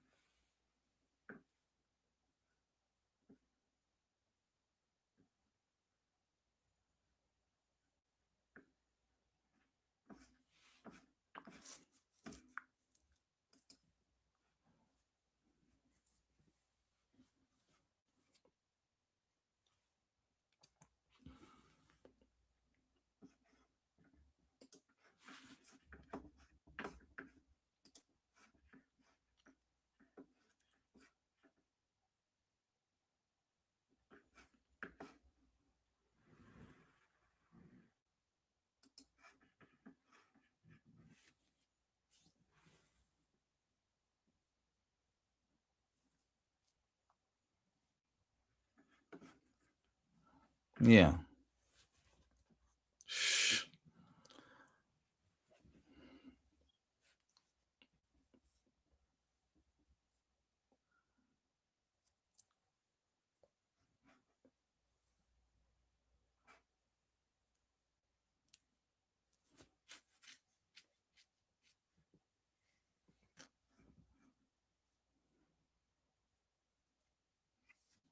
So yeah. So, yeah, I'm not really seeing anything. It's like they got him down. The police come.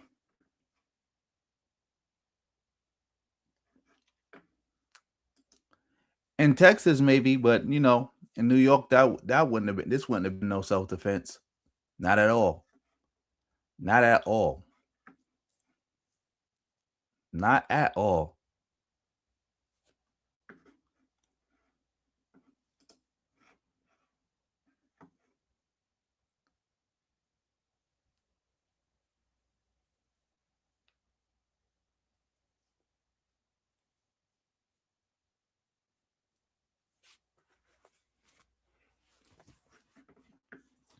That's a fact. And the funny part is, this whole stand your ground law that's going on, that people is complaining about, was made so situations like this could happen to black people. So black people could be killed, and people can just get off by saying they had to stand their ground.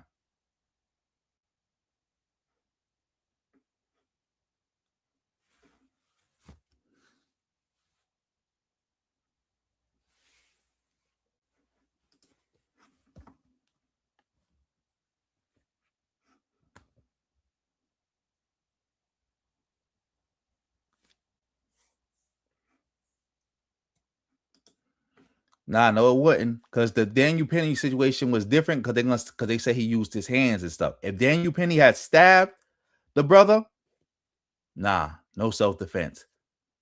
And you got to also remember this happened at a school. No way. Like I'm New York till it's over.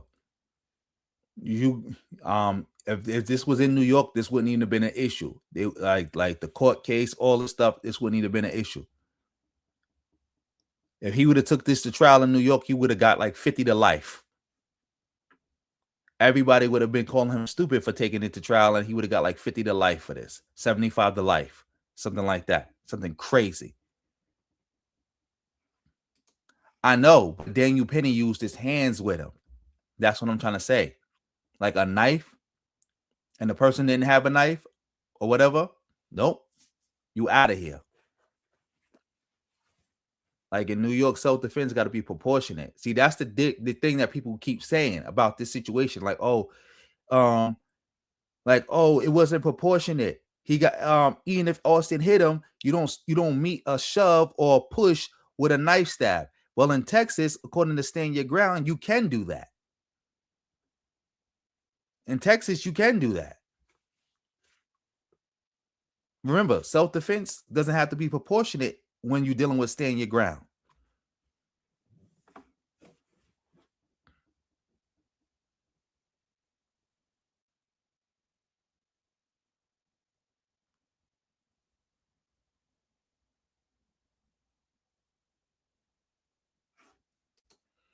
I'm going by Texas law.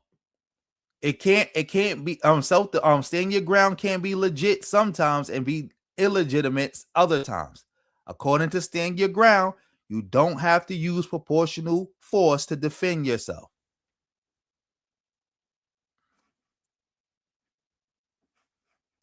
I'm talking about Texas law. Texas law says he was right to stab him. I'm from New York. We don't have no stand your ground in New York. We have real self-defense in New York, where you have a duty to retreat, where any force you use has to be proportionate, and the burden of proof is on you to prove that you needed to use that much force. This is Texas.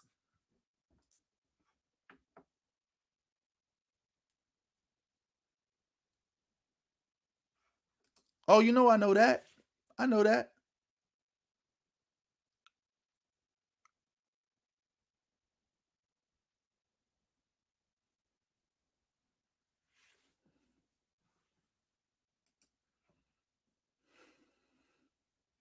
Oh, you trolling? Get you up out of here.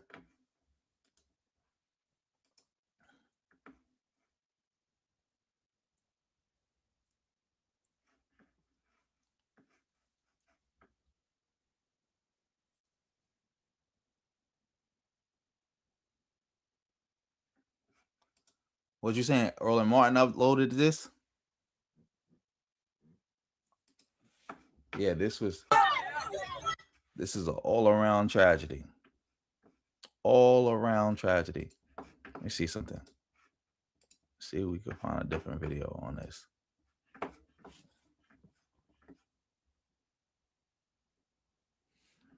I think this is the body cam footage. Let's see. Hold on. I hope they don't show no blood, because let me just skim through this real quick. See if they show any blood or anything like that. No. Not just for YouTube purposes, but because I don't want to see nothing like that.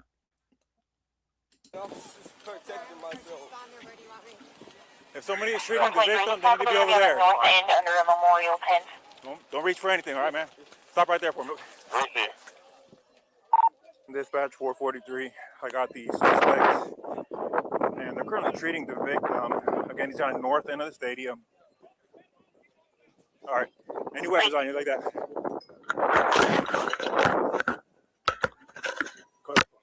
I'll look here. You're right about that. That's why you should not even pull the play like that. Y'all back up a little bit. Come over here for me. Come over here. I'm gonna put your handcuffs for now, okay, bud?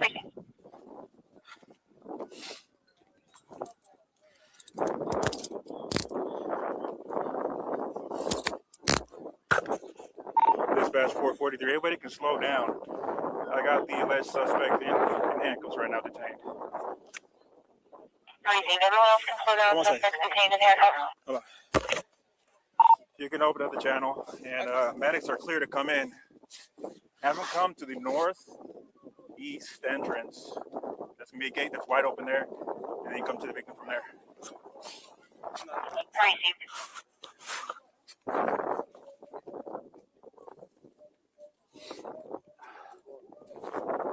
This is the alleged suspect. All right.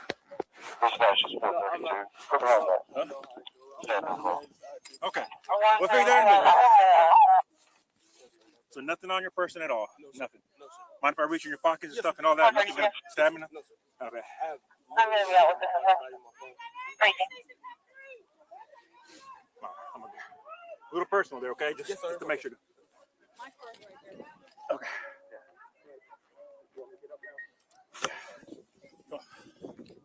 All right. The victim's going to be underneath that tent over there, so I'll get medics.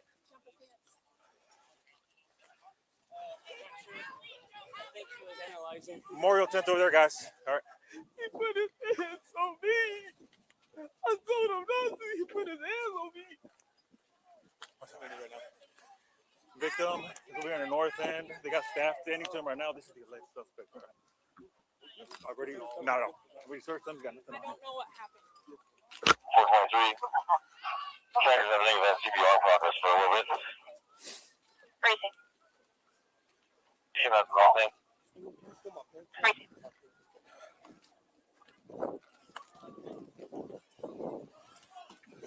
Sorry, over here. Up to you. It's up to you. That's fine. This is closer. Oh, we'll do one more little check. Somebody's trolling. I'm fine for reaching your pockets, anything I'm like that. Wearing some little under. Like no ma'am, I don't think so. What's your name, man? Karmelo Anthony, Karmelo. Okay.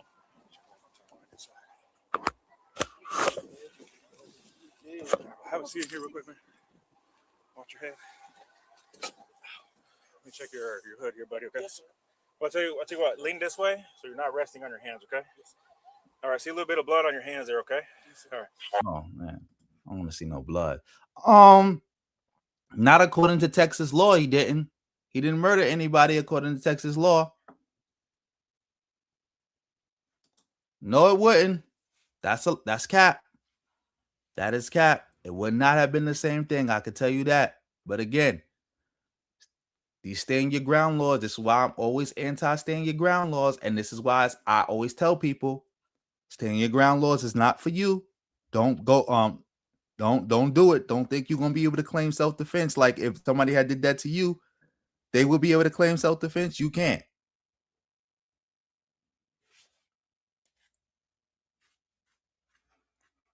Let me see something.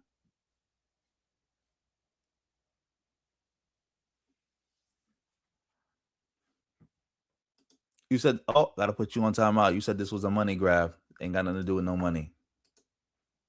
Oh, gotta put you on timeout for that. I said this was a money grab. Can't have that.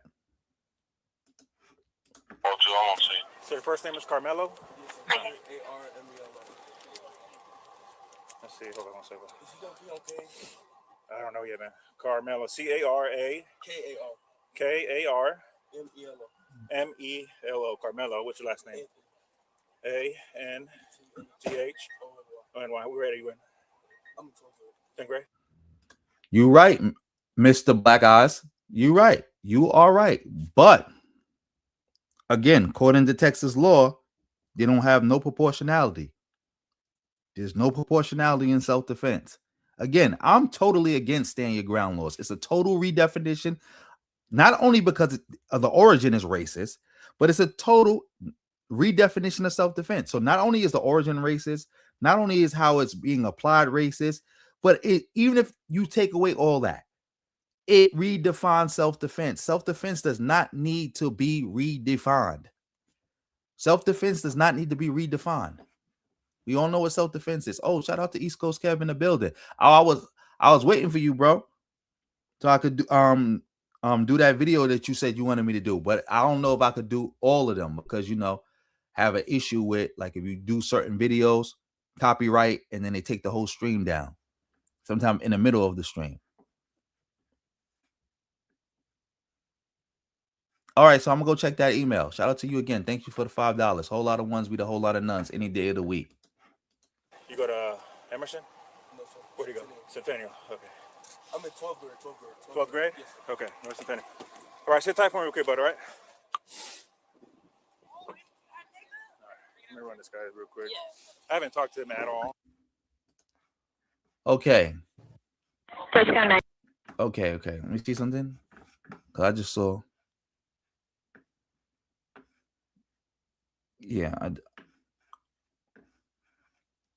So that's about it. I don't see none of this footage that's been released actually would change anybody's view of what happened. If you believe Karmelo Anthony was a murderer and deserved to be in jail, nothing that this released footage was going to change that. If you believe Karmelo Anthony defended himself, nothing you've seen in this released footage is going to change that. I don't know why people was making it seem like this footage being released was the end all be all.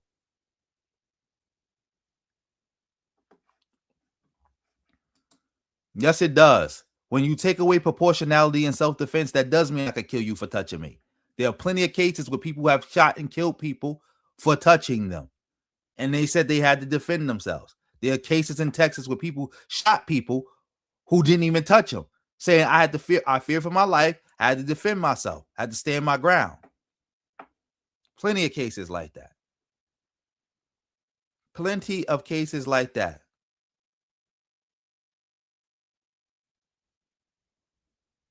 Plenty of cases like that. But anyway, I'm going to end this video here. I'm going to end this stream here because, it is like, 4 a.m? Dag, crazy. But we can end this now. So I want to give a big shout out to everybody who tuned in. I know I had to do this late because, again, Father's Day weekend, Juneteenth weekend, and I got my kids with me. They over visiting, so I had to do this super late. But thanks, everybody, for tuning in and supporting me. Remember, you can also support the PayPal, the Cash App, the Super Thanks, all that. I got Venmo now. I take it all. A whole lot of ones beat a whole lot of nuns any day of the week. But yeah, let's give all our shout outs. Shout out to Lee Clinton for coming through with the 10. Shout out to That's Amazing for coming through with the 5. Shout out to That's Amazing for coming through with another 5. Shout out to President Jafar for coming through with a 2. Shout out to That's Amazing for coming through with another 5. Shout out to President Jafar for coming through with a 5. Shout out to RBG for the win for coming through with a $4.99 super sticker. Shout out to Con Guru for coming through with a $4.99 super chat. Shout out to That's Amazing for coming through with a $5 super chat. Shout out to Con Guru for coming through again with another $4.99 super chat. Shout out to East Coast Cat for coming through with a $5 super chat. Much appreciated. Whole lot of ones beat a whole lot of nuns any day of the week. Family, go subscribe to my second channel. Please do that. Good night, good morning, good evening, good all that stuff, wherever you at. Much appreciated for everybody coming through tonight, for all the support. If you commented tonight, thank you for that support. If you liked the video, thank you for that support. If you dropped the fire emoji, thank you for that support. If you hit that reaction heart, thanks you for that support. If you shared the stream, if you're going to give it hype points, if you're going to comment after I end the stream, thank you for all that support. Much appreciated. Thank you. I couldn't be doing this without you. Thank you. And I'm going to end this stream here. Good night, good morning, good evening, good all that stuff. And on that note, family, peace.